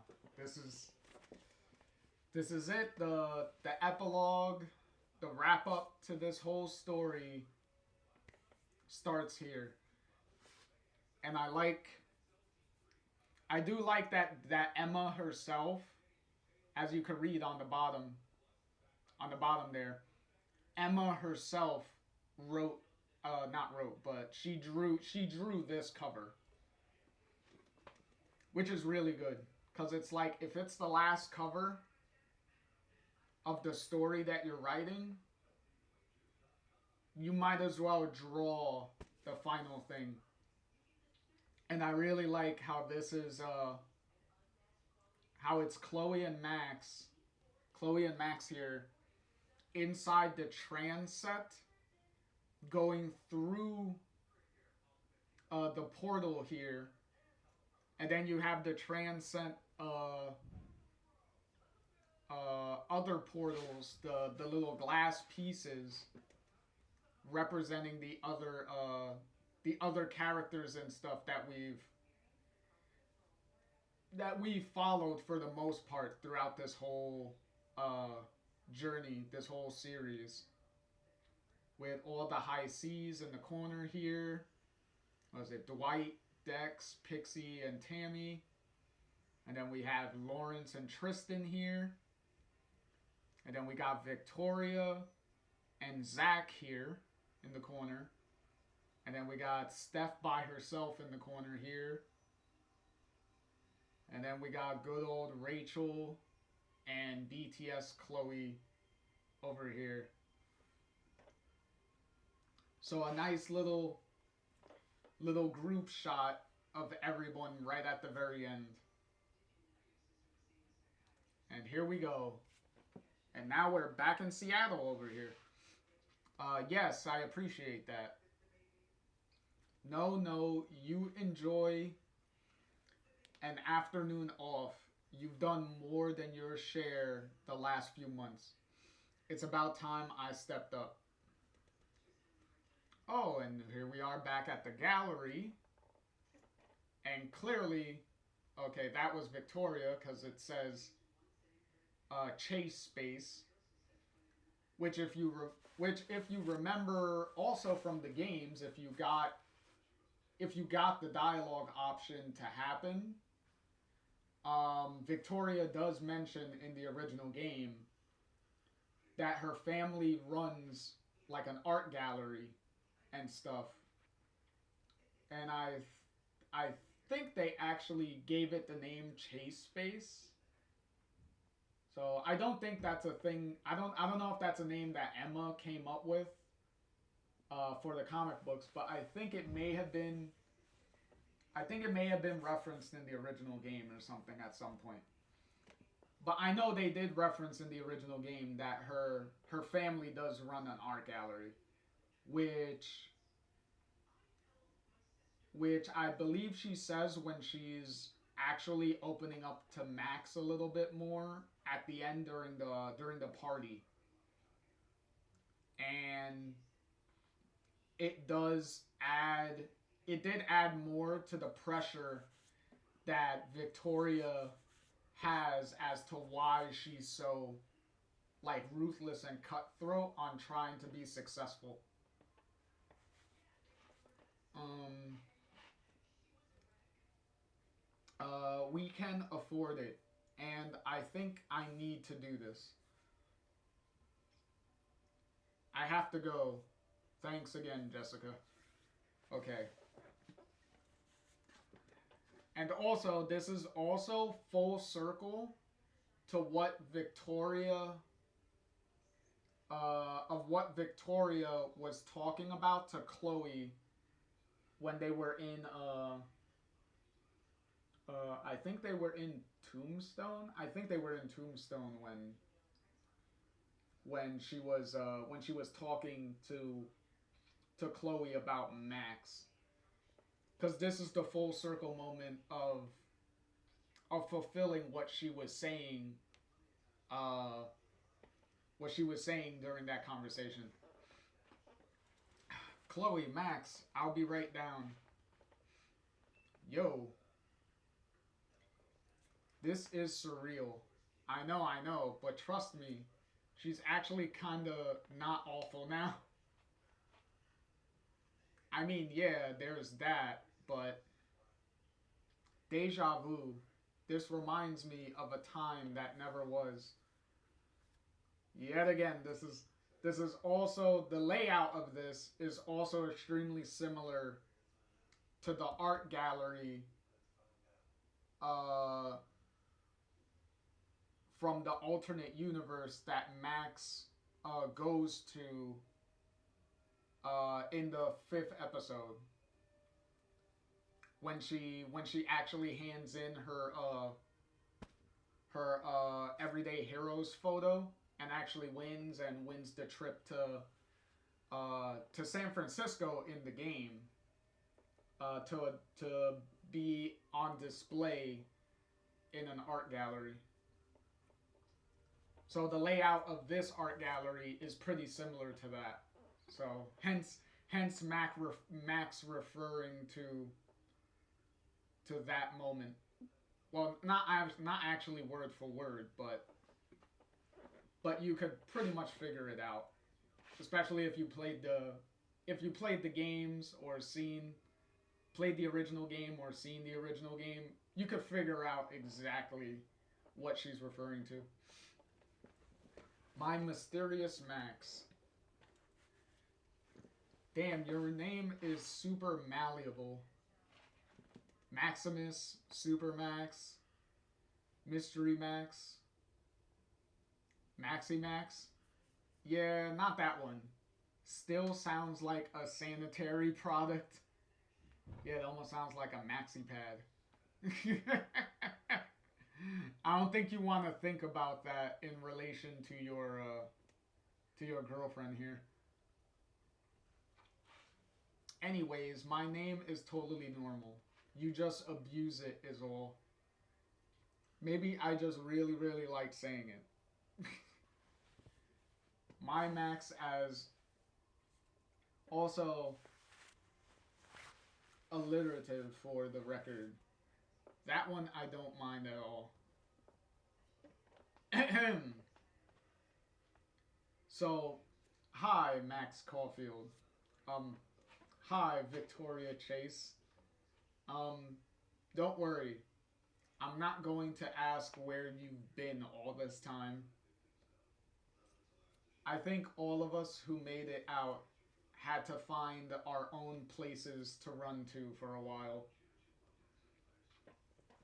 In that case, I won't ask how your star turned on the stage went.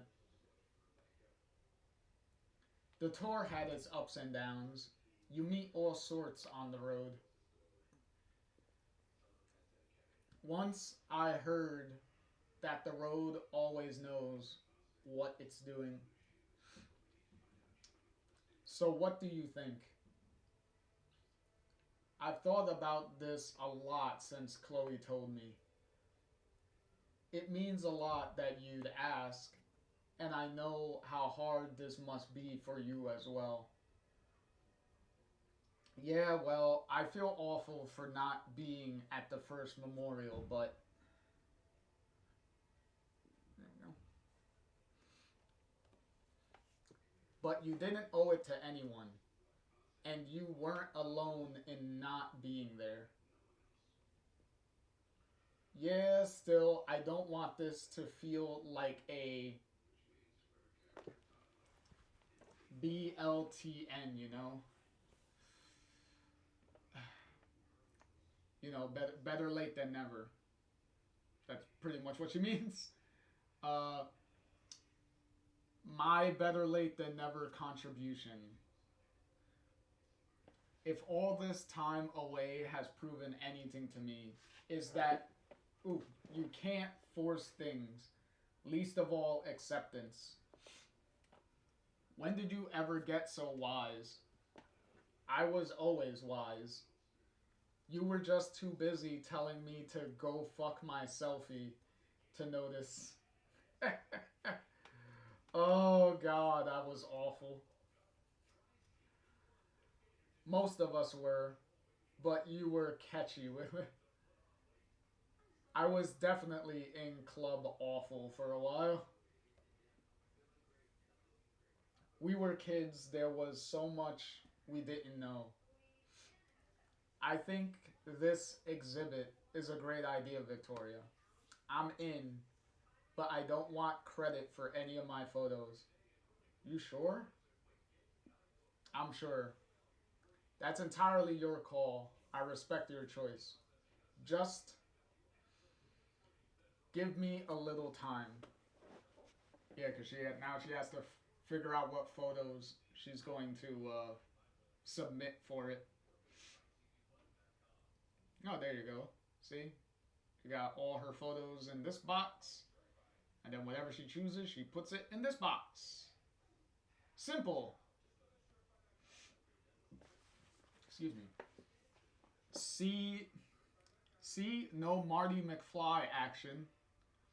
I can't believe you moved back here with all my stuff. Oh, just a little tidbit. I do love the artwork and everything that the little murals that they made on the walls and stuff. Like even on the garage and stuff. Like the garage had like the pirate flag and everything on the side of the walls and things like that. Like I really like how they the artwork they did on the buildings and stuff too. All right. What the fuck else would I have done with it? I had to believe you were coming back to it.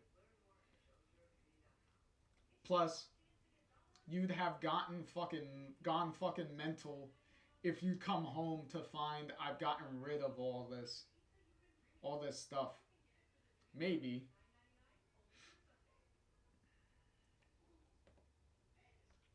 Can we make out any photos in there? Oh yeah, we can. That's a Warren photo. That's a Kate photo. Uh, this is a Nathan photo for some reason. Oh, and if you could tell, the photo that's underneath Kate down here, the yellow one with the skateboard, that's the collectible photo you could take if the guy if you tell the when you tell Justin for his friend to do one of the skateboard tricks, and if he ends up failing it and clonking himself in the balls, and he falls over and is like clutching his nuts on the floor in pain, you could actually take a picture of that as a collectible. So it's kind of funny that that photo, that collectible photo is sitting down there. That's funny. That's a funny little Easter egg that they put in that Claudia put in there. That's funny. It's weird for a while. I didn't want to even look at these again. They just hurt too much. But now, I'm so glad to see them. You're never getting them back. We're never getting them back, and I'll never have to feel that stab when I think of it all. But I owe it to them to remember. No, it's the same photos. Okay. Oh, wait. Ooh, nice little foreshadowing. I didn't notice the envelope here with the name on it, with the written note on the envelope there. We're gonna find out what that envelope is in a minute. But it's nice that they put it there as a foreshadow for a couple of panels later. I was like, just noticed that in the box. Yeah, there you go. I don't remember this being in here. Dear Max, Rosemary. Who the fuck is Rosemary? Rosemary, for remembrance.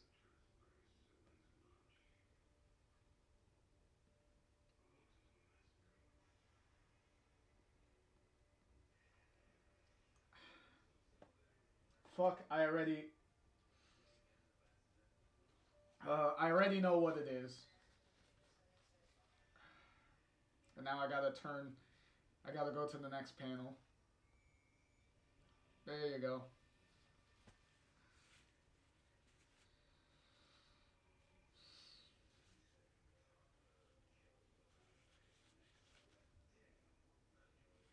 Ah, fuck. Okay, that one gets a tissue.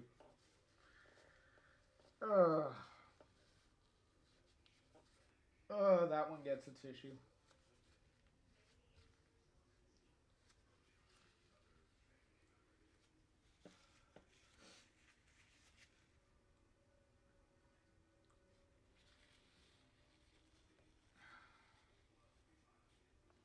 Yeah, exactly. No words. Oh, they put a letter in it too.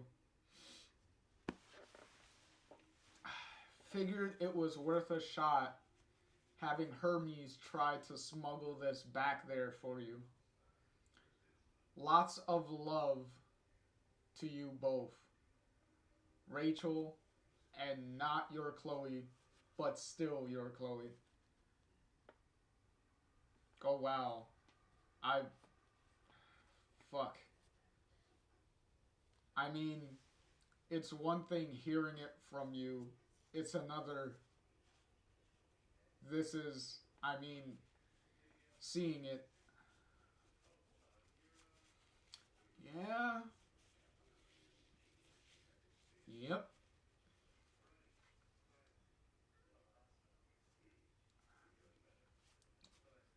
Oh, yeah, and there's a picture of Juliet there. Uh,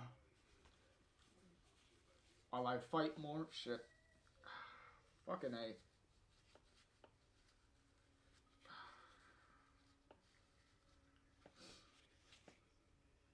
Okay.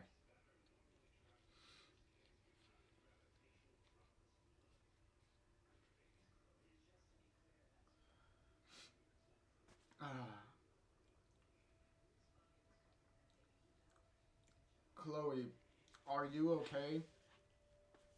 I had no idea this was here. I'm happy, Max.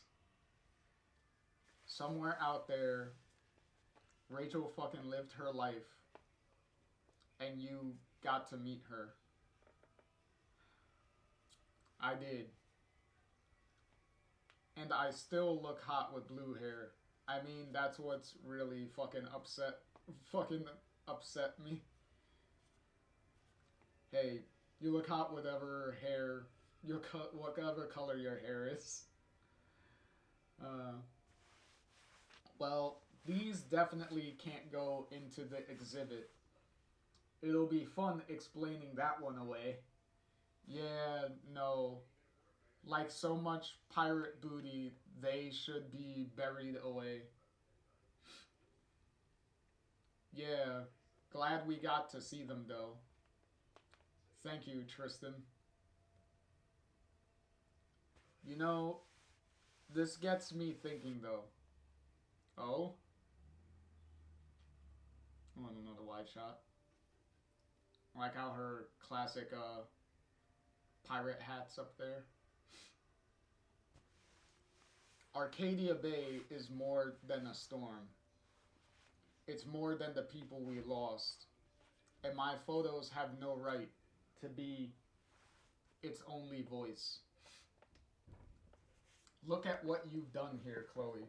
What the community have done. Yeah, we're pretty awesome and and and okay. And I think I need to call Victoria. Oh, okay. Here we go. We're so glad you could join us here before we go and view the space.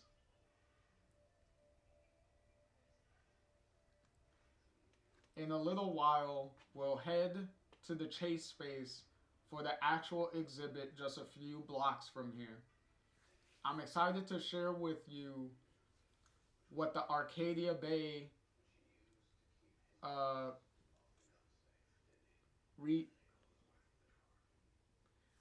Resurgence Committee have put together. Whatever. In the meantime, enjoy this more intimate pre-drink on us. Reminisce. Thank you. Okay. How is this evening more scary than Shakespeare? You want a little more, and you have a little more investment in this. A lot of us do. Yeah, thanks, Zach. Hey, Zach, yeah?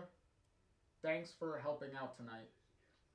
What are unemployed actor friends for?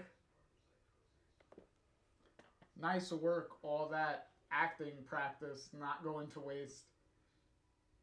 Thanks. Good practice for the main event later.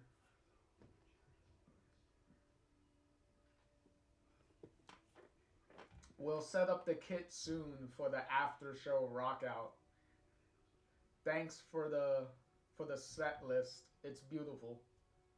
I really appreciate you guys being a part of this. I know you're not from Arcadia Bay. We wouldn't miss this. Thanks. Well, obviously not, because they're at this point they're close friends with Max and Chloe, so why wouldn't they do what they can to support them? So is Steph gonna join us? No, she never replied to my messages about this. She's just not ready. She'll get there. That is a nice callback to, well, in this case, kind of a call forward to the Wavelengths DLC, to where Steph is still like not entirely over the whole Arcadia Bay thing, and she's still like dealing with that. So it's a nice way to reference that, cause in the Wavelengths DLC, Steph also doesn't she doesn't reply to Mikey's text messages either. So her doing the same thing to Pixie here also kind of segues into that too. So it's also a nice connection to that future story also. because as we saw in the Rachel timeline, Steph was clearly a lot more active and more happy, because in that timeline, Chloe and Rachel are together. They're both still fine, alive and fine, especially Rachel being alive. So everyone was all cool, is all still cool there. And Steph still has her mother and everything because the storm never happened, so everyone is fine on that side. But clearly over here, where the storm actually did happen, and Steph did wind up losing her mother in that scenario, and Mikey losing his brother Drew in that scenario too. You know, Steph still has a lot to get through by this point still. So it makes sense as to why she wouldn't show up in this. Well, in this part here. But the fact that we got her to show up in the other timeline for a nice little cameo and interaction with Max and all that, still good. Still 100%. And also, if you ever read the Steph Story novel or listened to the audiobook of the novel, you do know that that this version of Steph would eventually, at some point after this, will meet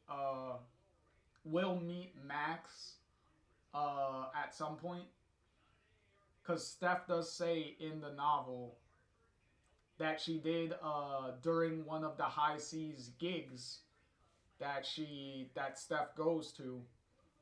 Chloe is there with Max, and she gets to meet up with Chloe again, and gets introduced to Max there also.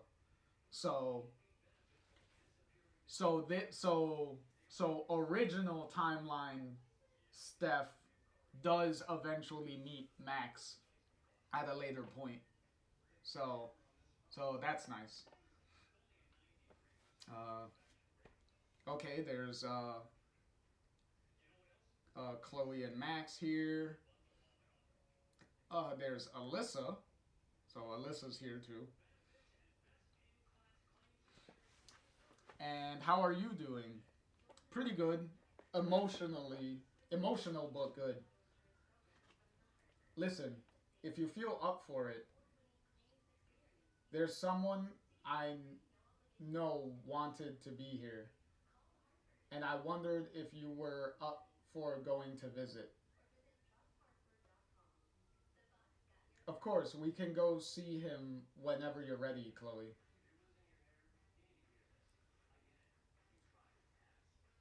Oh, okay. Okay, so this is a confirmation of at what point uh this is happening, because she just mentions that there's someone that she knows wanted to be here, but couldn't be here. And then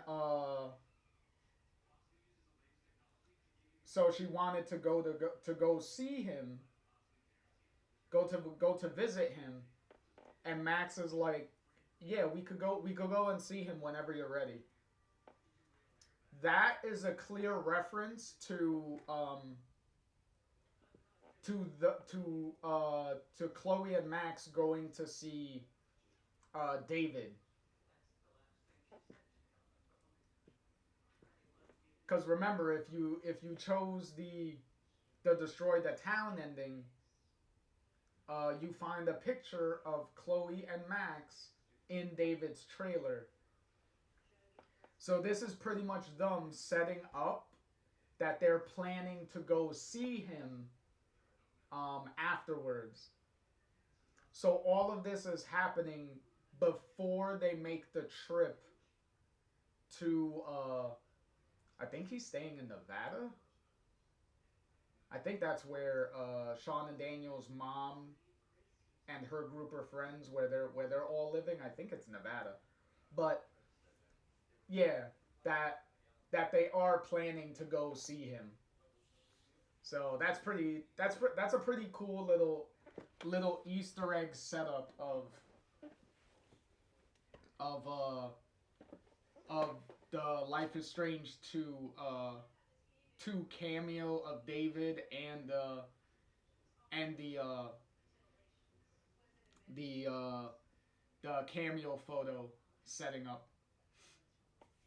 Cool, cool. I'ma go get us some fucking proper drinks. I'll be there. I'll be here, promise. I like how the banner of the event is "We Are Arcadia Bay." Boo, Tristan, shit. Did you just? Nah, I just walked in through the door. Right, of course. I had no idea you were coming. Why wouldn't he be here? I won't pretend it was a short journey. Would have been easier if I could still phase my way over, but that's harder to do with a big lug of a boyfriend in tow. Well, yeah, especially if you're trying to keep your powers and stuff like a secret. Honestly, Lawrence is chasing a lead for a job, so we detoured. What can I say? I like road trips. Well, especially after everything that's happened. Yeah. This one had a lot more kissing, though. I bet. I should probably go save him from Chloe, huh? She'll eat him alive. She's giving him like a big ass fucking noogie over there. Look at her. Look at her. Hey, look, I could give him a noogie too with this, with the little cursor. And there you go. Besides, I want to go surprise Pixie too. You know that's literally impossible, right? I'll keep trying. Yeah, because she could see all the possibilities, so she most likely can see you coming before you can even surprise her, so. Hey, Max. You did so much more than just save me. You know that, right? Without you and Pixie, I couldn't have got back here. Sure you could have. You're Super Max. Catch you later, Hermes. Oh. Oh, I like how her necklace was the doe before, but now her necklace is the blue butterfly. So now she upgraded from the doe to now the butterfly. Well, along with still having the butterfly tattoo on her wrist there. Because she got that butterfly tattoo on her wrist during the 2 years that she was, the 2 year time skip that she was in the Rachel timeline. Which initially, obviously the reason why she got that tattoo was to remember OG Chloe when she thought she was trapped in the Rachel timeline and couldn't go back. So that was her way of remembering. Hey, you still want to speak? I know you said you couldn't do it for the main event, but yeah, I'm ready, Victoria. And Victoria walks off. Whoa ho ho! Kiss for luck.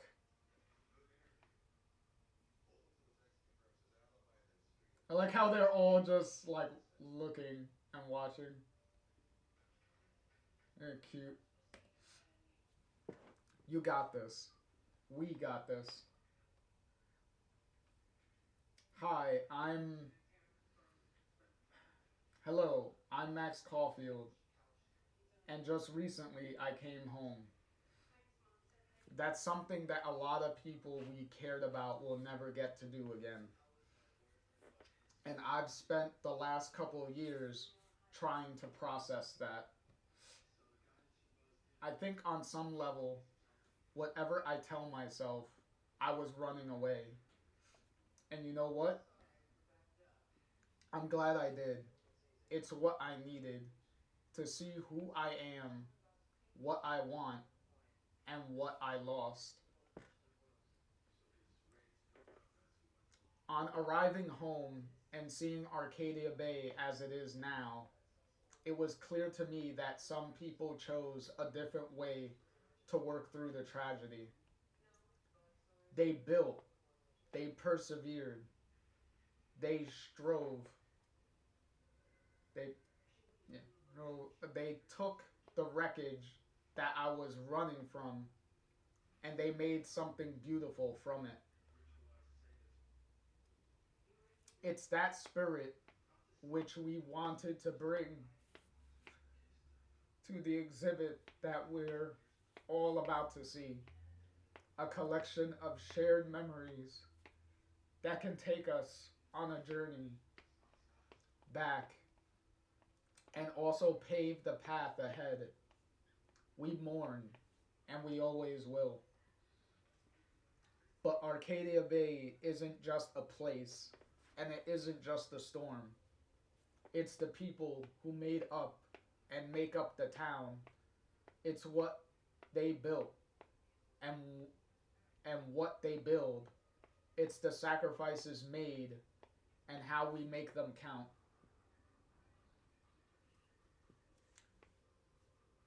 Those the wind didn't take, it scattered. I was one of them. I was lucky to I found my way back.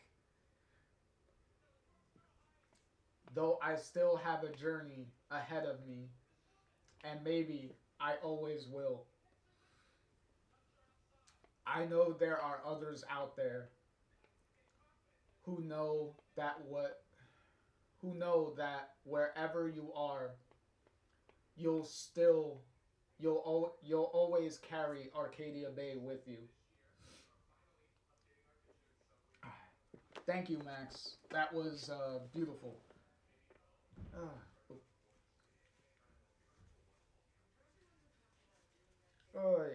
I am desperately using this one tissue because I really don't want to keep using all the tissues. Oh yeah yeah. Oh shit. And now, in honor of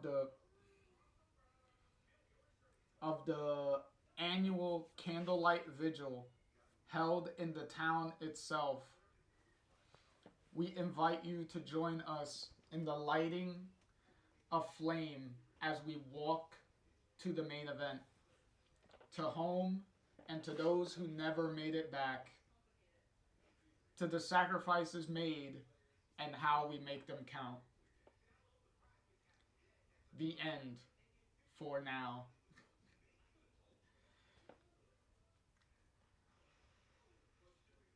And that is the end of the run. Another end to another possible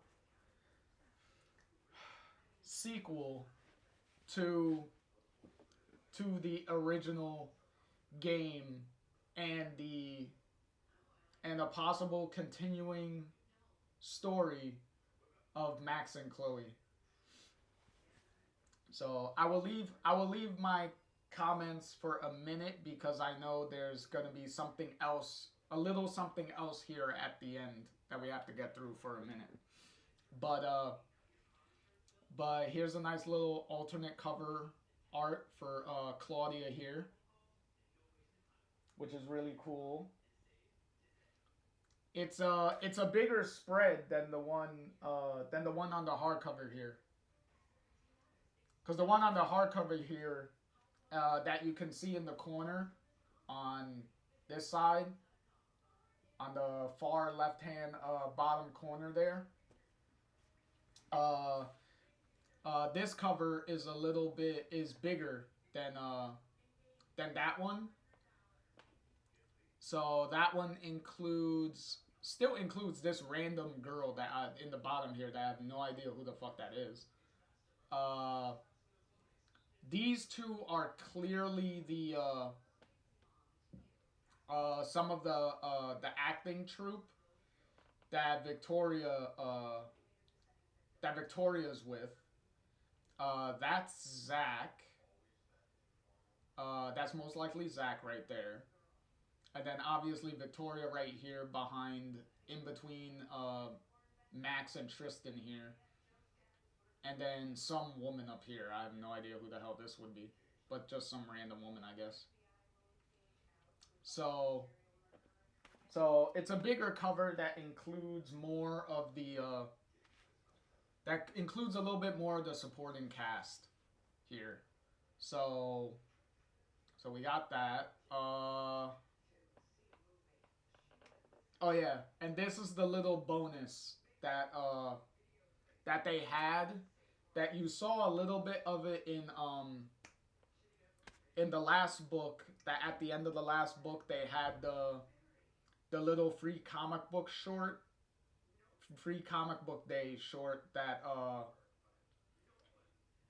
had Pixie and Steph doing the D&D video call thing back and forth, where Steph ironically came up with a D&D scenario that was really close to what Max and Chloe's story was going on that we were reading up until that point.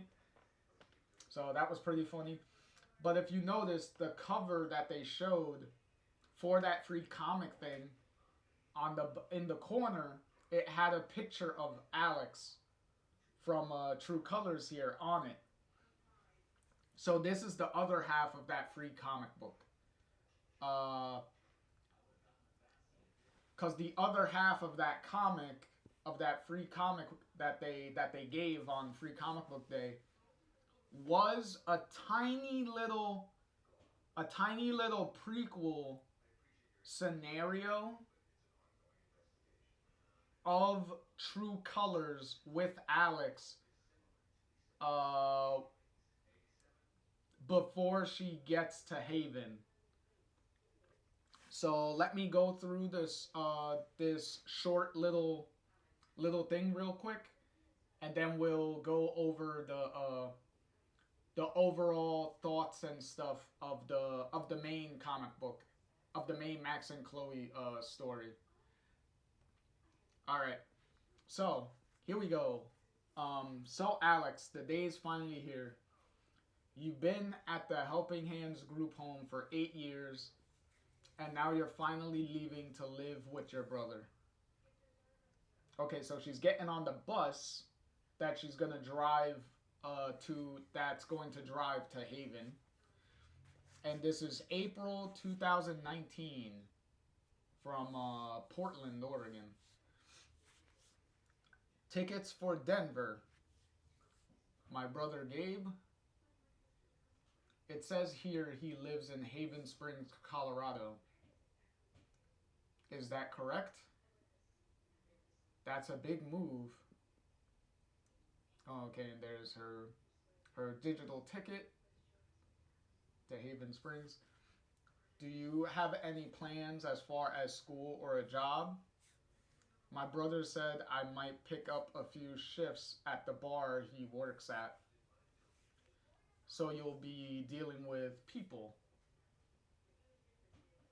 Oh, and then as we learn with Alex during True Colors, that she has the power to feel and sense people's emotions around her.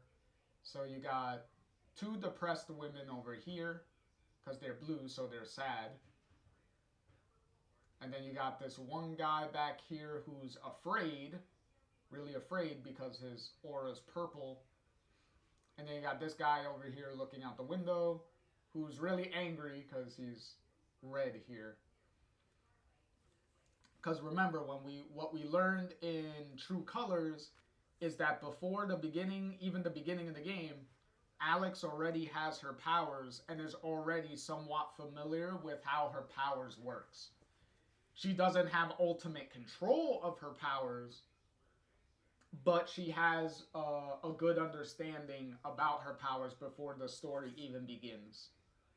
So yet again, it's another evidence of that here, because as soon as she walks into the bus, she already sees all these people that have some sort of strong emotion already in the bus.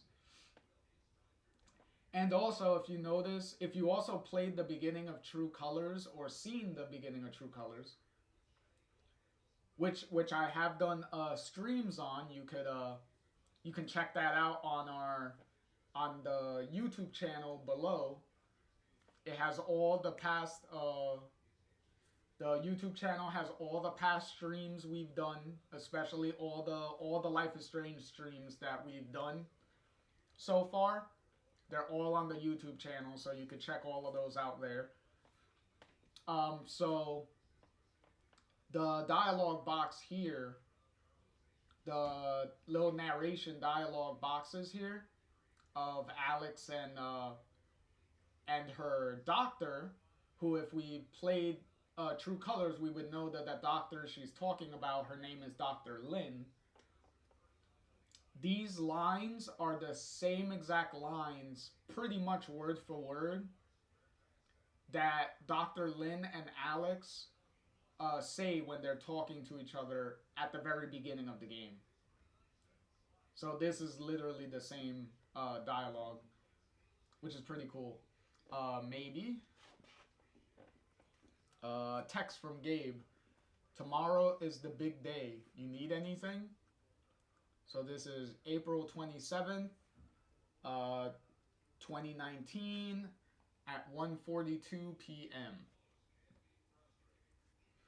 Alex, nope, I'm good. I don't have much to carry, you know. And that was sent the same day at 1:49 p.m.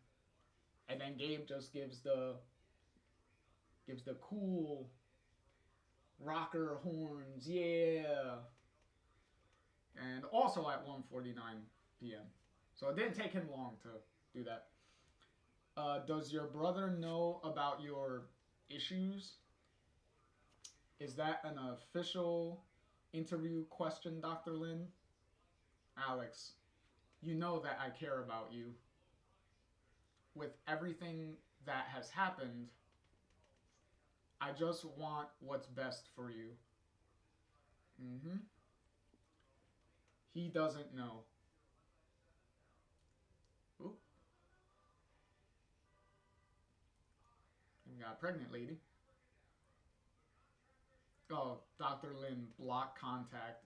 No, yes. No one will once I leave this place. I'll just be a normal girl in a normal town. And then she clicks yes to block the number, which makes sense because in the game, in the original game, you could check her text messages, and she does have Dr. Lin's number already blocked by the beginning of the game. So, oh, here we go. What are you getting upset about now? I can do it. Give it to me.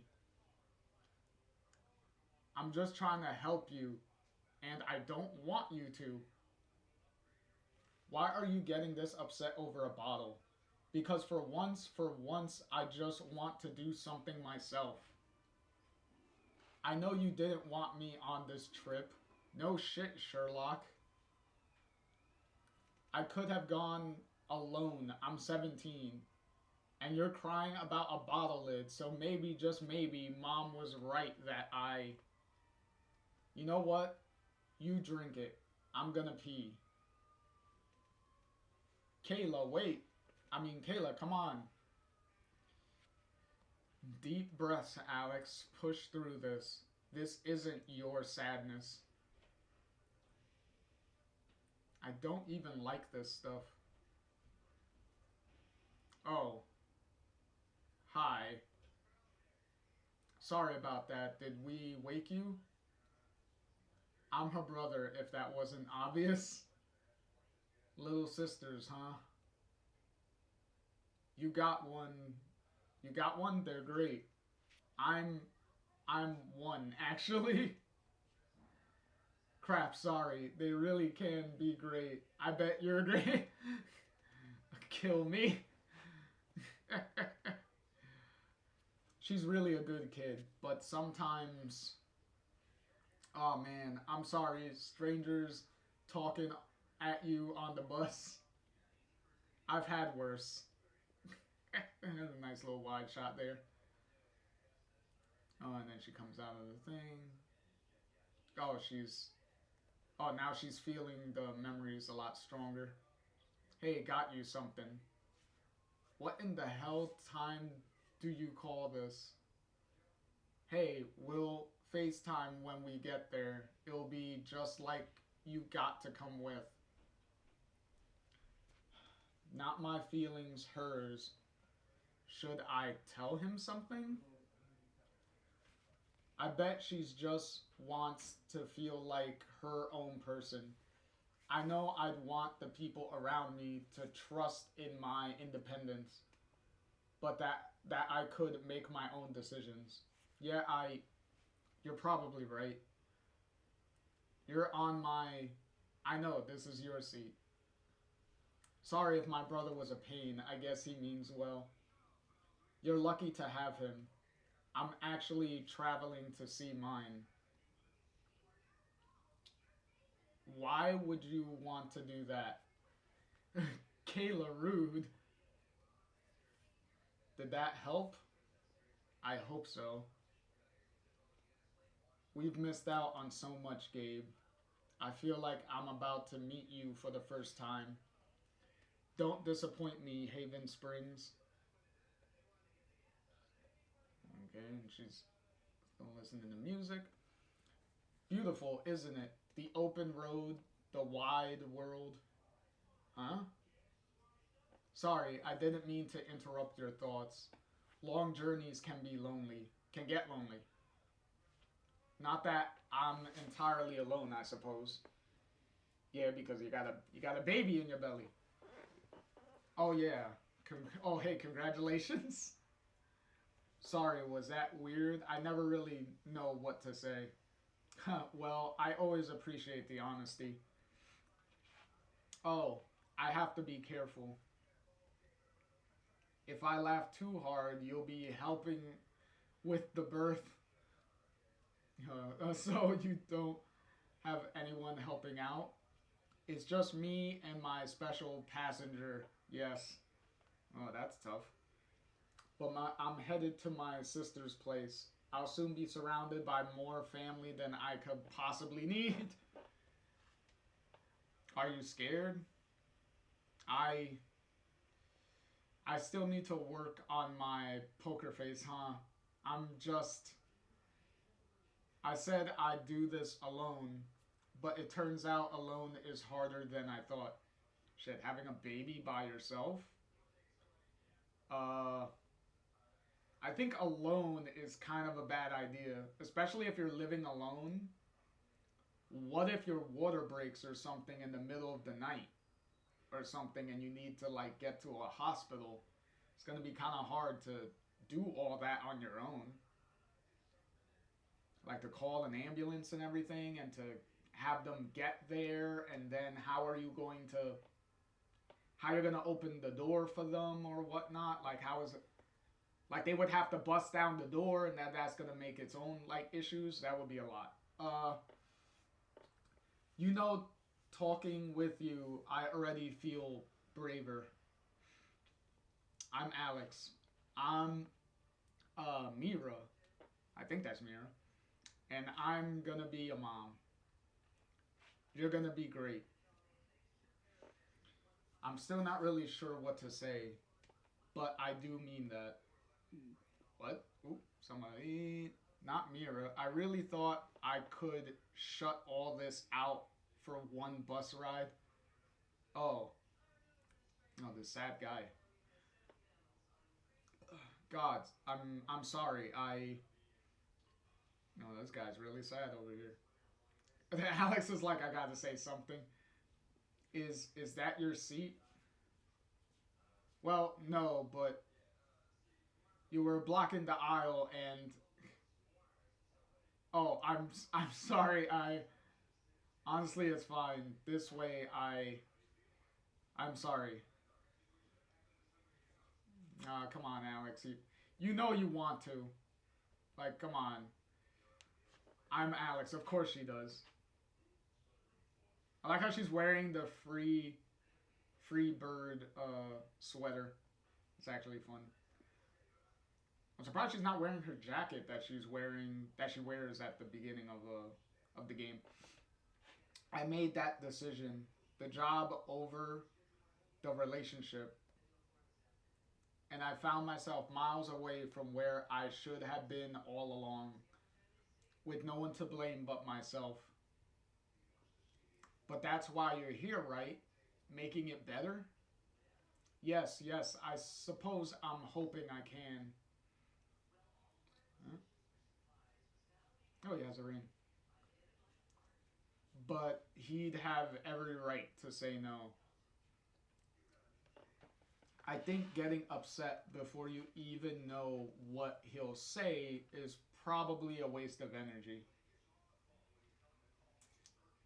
When did the young get so wise? Alex, I have taken up too much of your time. Thank you. I suppose I should return to my own seat now. Peter, it's been good meeting you. I really hope it all goes well. And she shimmies back over to her chair. Alex, hey, I'm about an hour away. Okay, so now we're on April 28th, 2019 at 4:02 p.m. And Gabe, can't wait. I'm ready for you. And same date at 4:05 p.m. So 3 minutes later, he responded. Oh, and then now a big wide shot, and that's the end of that little chapter there. And then we have a little bit of okay, let's zoom in here. So we got little character sketches here from Claudia, because she also did the little Alex, the mini Alex story here. So character sketches. To get a feel for the new character of Alex Chen, Life is Strange comic artist Claudia Leonardi and colorist Andrea Izzo created sketches of her as she appears on her journey to Haven Springs. And she looks really good, to be honest. Like her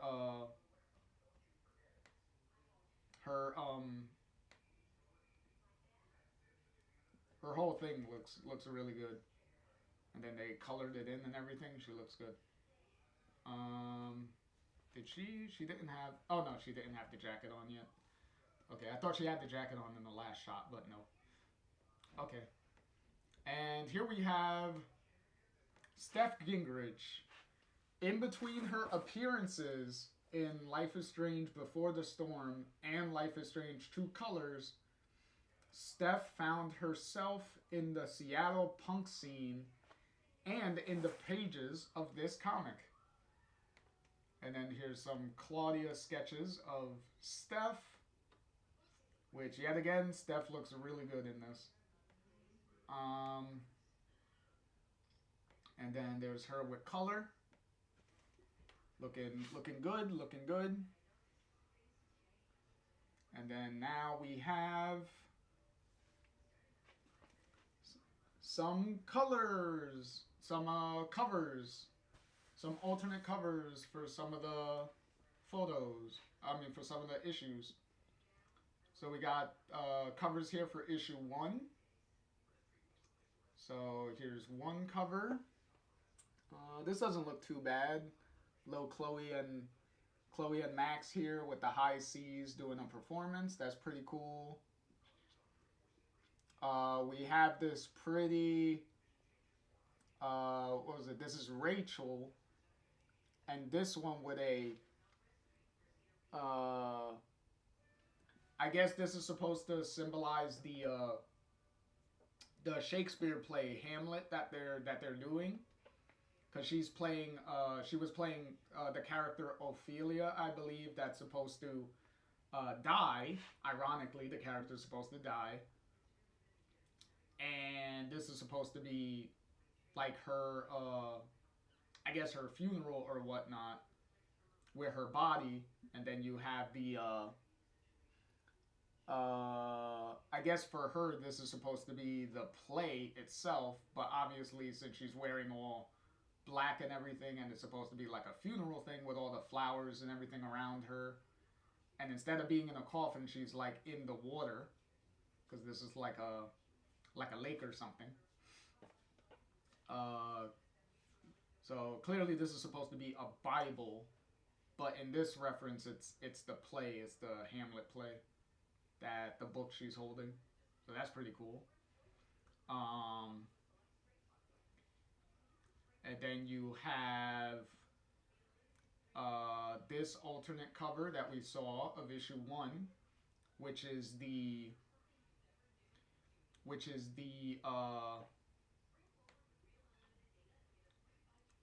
here is the video game art for the remaster of the original Life is Strange. And then for issue 2 here, this alternate cover is the cover of the remaster of Before the Storm. So that's why you have Before the Storm Chloe here with all the ravens around. And obviously this is Before the Storm Chloe because she only has one section of blue hair.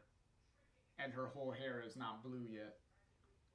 So that's your Before the Storm Chloe. And then you have issue... Oh, come on. There we go. So we have alternate cover for issue 3, which is a screenshot of the teaser trailer that they released for when they announced the remasters of the original game and Before the Storm. So this is a screenshot of Rachel from that trailer. And then this one, issue 4 here, is also a screenshot from that same teaser trailer of original Life is Strange Chloe here, with in the background here, Chloe and Max talking to each other when they're on the in the final episode, when they're on the I believe this one is when they're on the beach and the storm is in front of them, like still out in the bay, and is slowly coming to the town. So this is when they're having that conversation on the beach, I believe. Because that doesn't look like when they're at the lighthouse talking. So this has to be them at the beach.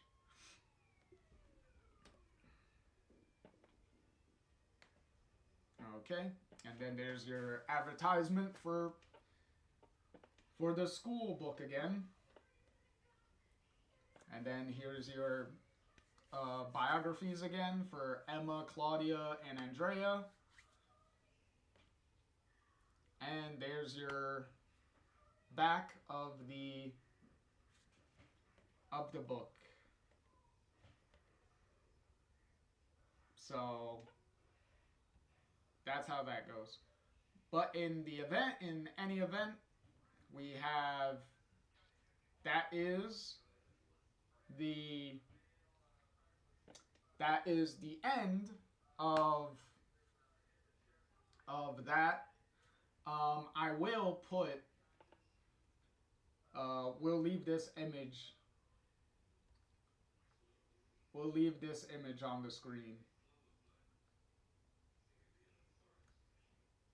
because I think this is a nice lasting image to leave on the screen during our discussion here. So first of all, first and foremost, I would like to send my utmost thanks 100% to Emma Vicelli and Claudia Leonardi and Andrea uh, Izzo, however you say that. I'm sorry if I'm saying any names wrong. For for all their work they did in all of these issues. Because let me see, how many issues in all was all this? Don't mind me, I'm just typing into Wikipedia real quick just to see a list of the comics. So we had, let me see, 12. So the first 3 books were 12, and then we have 13, 14, 15, 16, 17, 18, 19, 20, 21, 22. So we had 22 issues in all that we covered. Technically 24, because remember, 2 of the issues were double-sized issues. So technically 2 issues were as big as 2 individual issues. So technically you can say that it was like 24 issues instead of 22, but you know, at that point it's just splitting hairs at that point. But yeah. So a pretty lengthy run of issues, but hey, I enjoyed the whole ride all over again, because I've read the entire series before. But as you can see, as you've probably seen throughout this a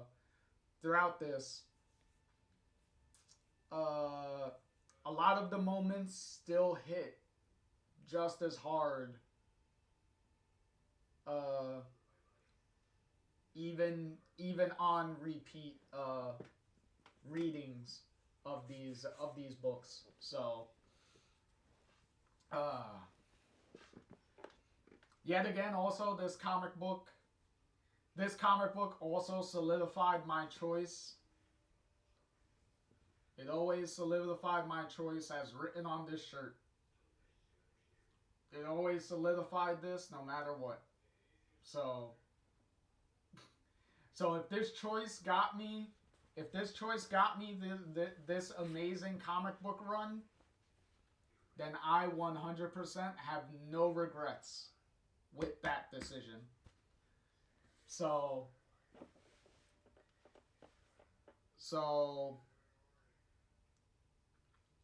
a great read, a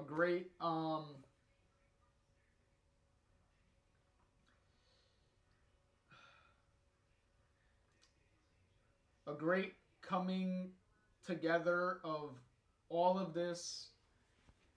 And for me, I can 100% um 100% say without any hesitation that run, this comic book story run for Max and Chloe was a worthy sequel to that original game, and gave and definitely gave a lot of fans, especially fans that I've talked to and have had conversations with, um, in a way, in certain ways, some closure to certain story points and stuff that the original game kind of left there. So it gave a lot of people closure to certain things, like for instance, a way more a meaningful end to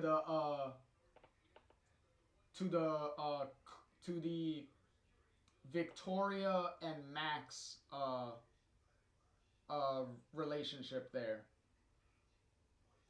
So the whole closure of Victoria realizing all the shit that she dealt with and all the bullshit that she was giving to people, the bullying and all that stuff, making that right, and actually giving in the end giving Max the spot in the art exhibit, giving her like the big starring spotlight to it and stuff, um, is really good.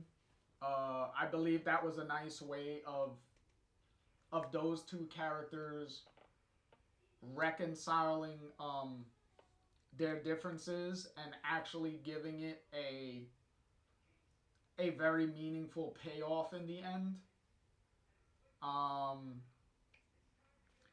which technically that aspect is also kind of a thing that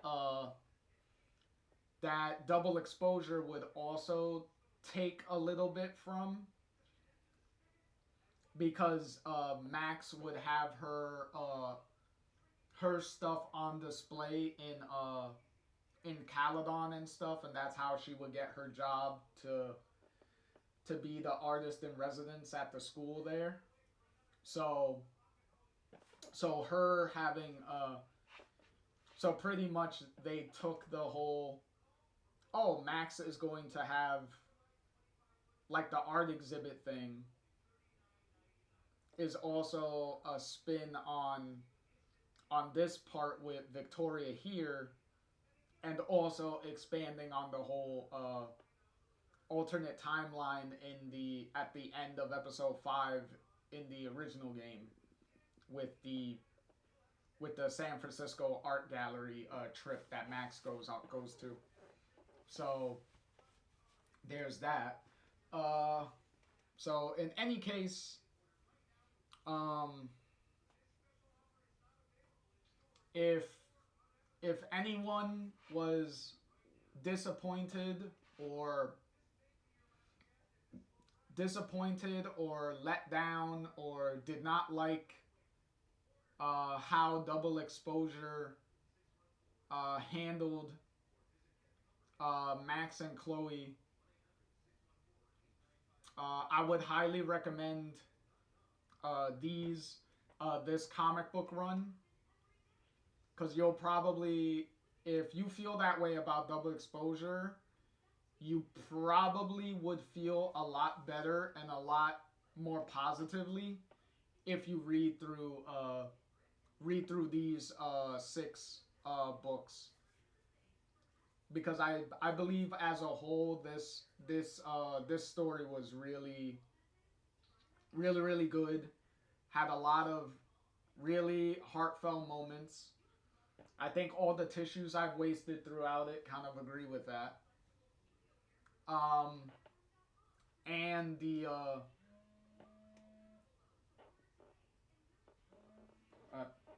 hold on, hold on, give me a minute.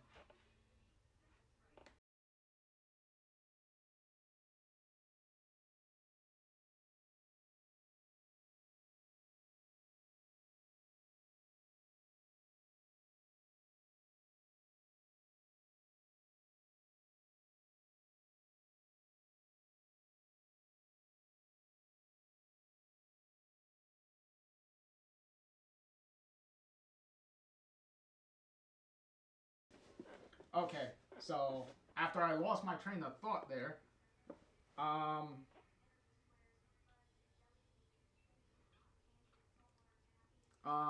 so, uh, so highly recommend this if you didn't, again, if you didn't, if you have problems with double exposure, this might, might be better for you. Maybe this, six book, story arc here. Excuse me. But in any case, um, that is it for this comic run. Um, and in the next stream, because we still got some Life is Strange content to go through. So, in any case, hold on a minute. There is one last couple of guests that I do want to give a final, a little bit of a sign off here with me. So give me a minute and let me grab them.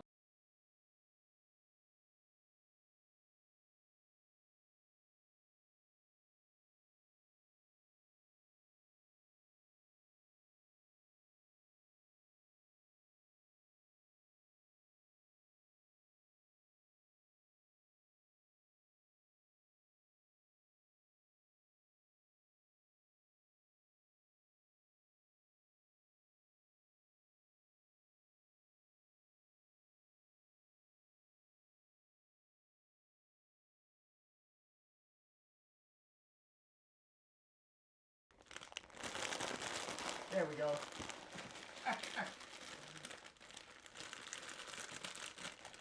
So we have them all.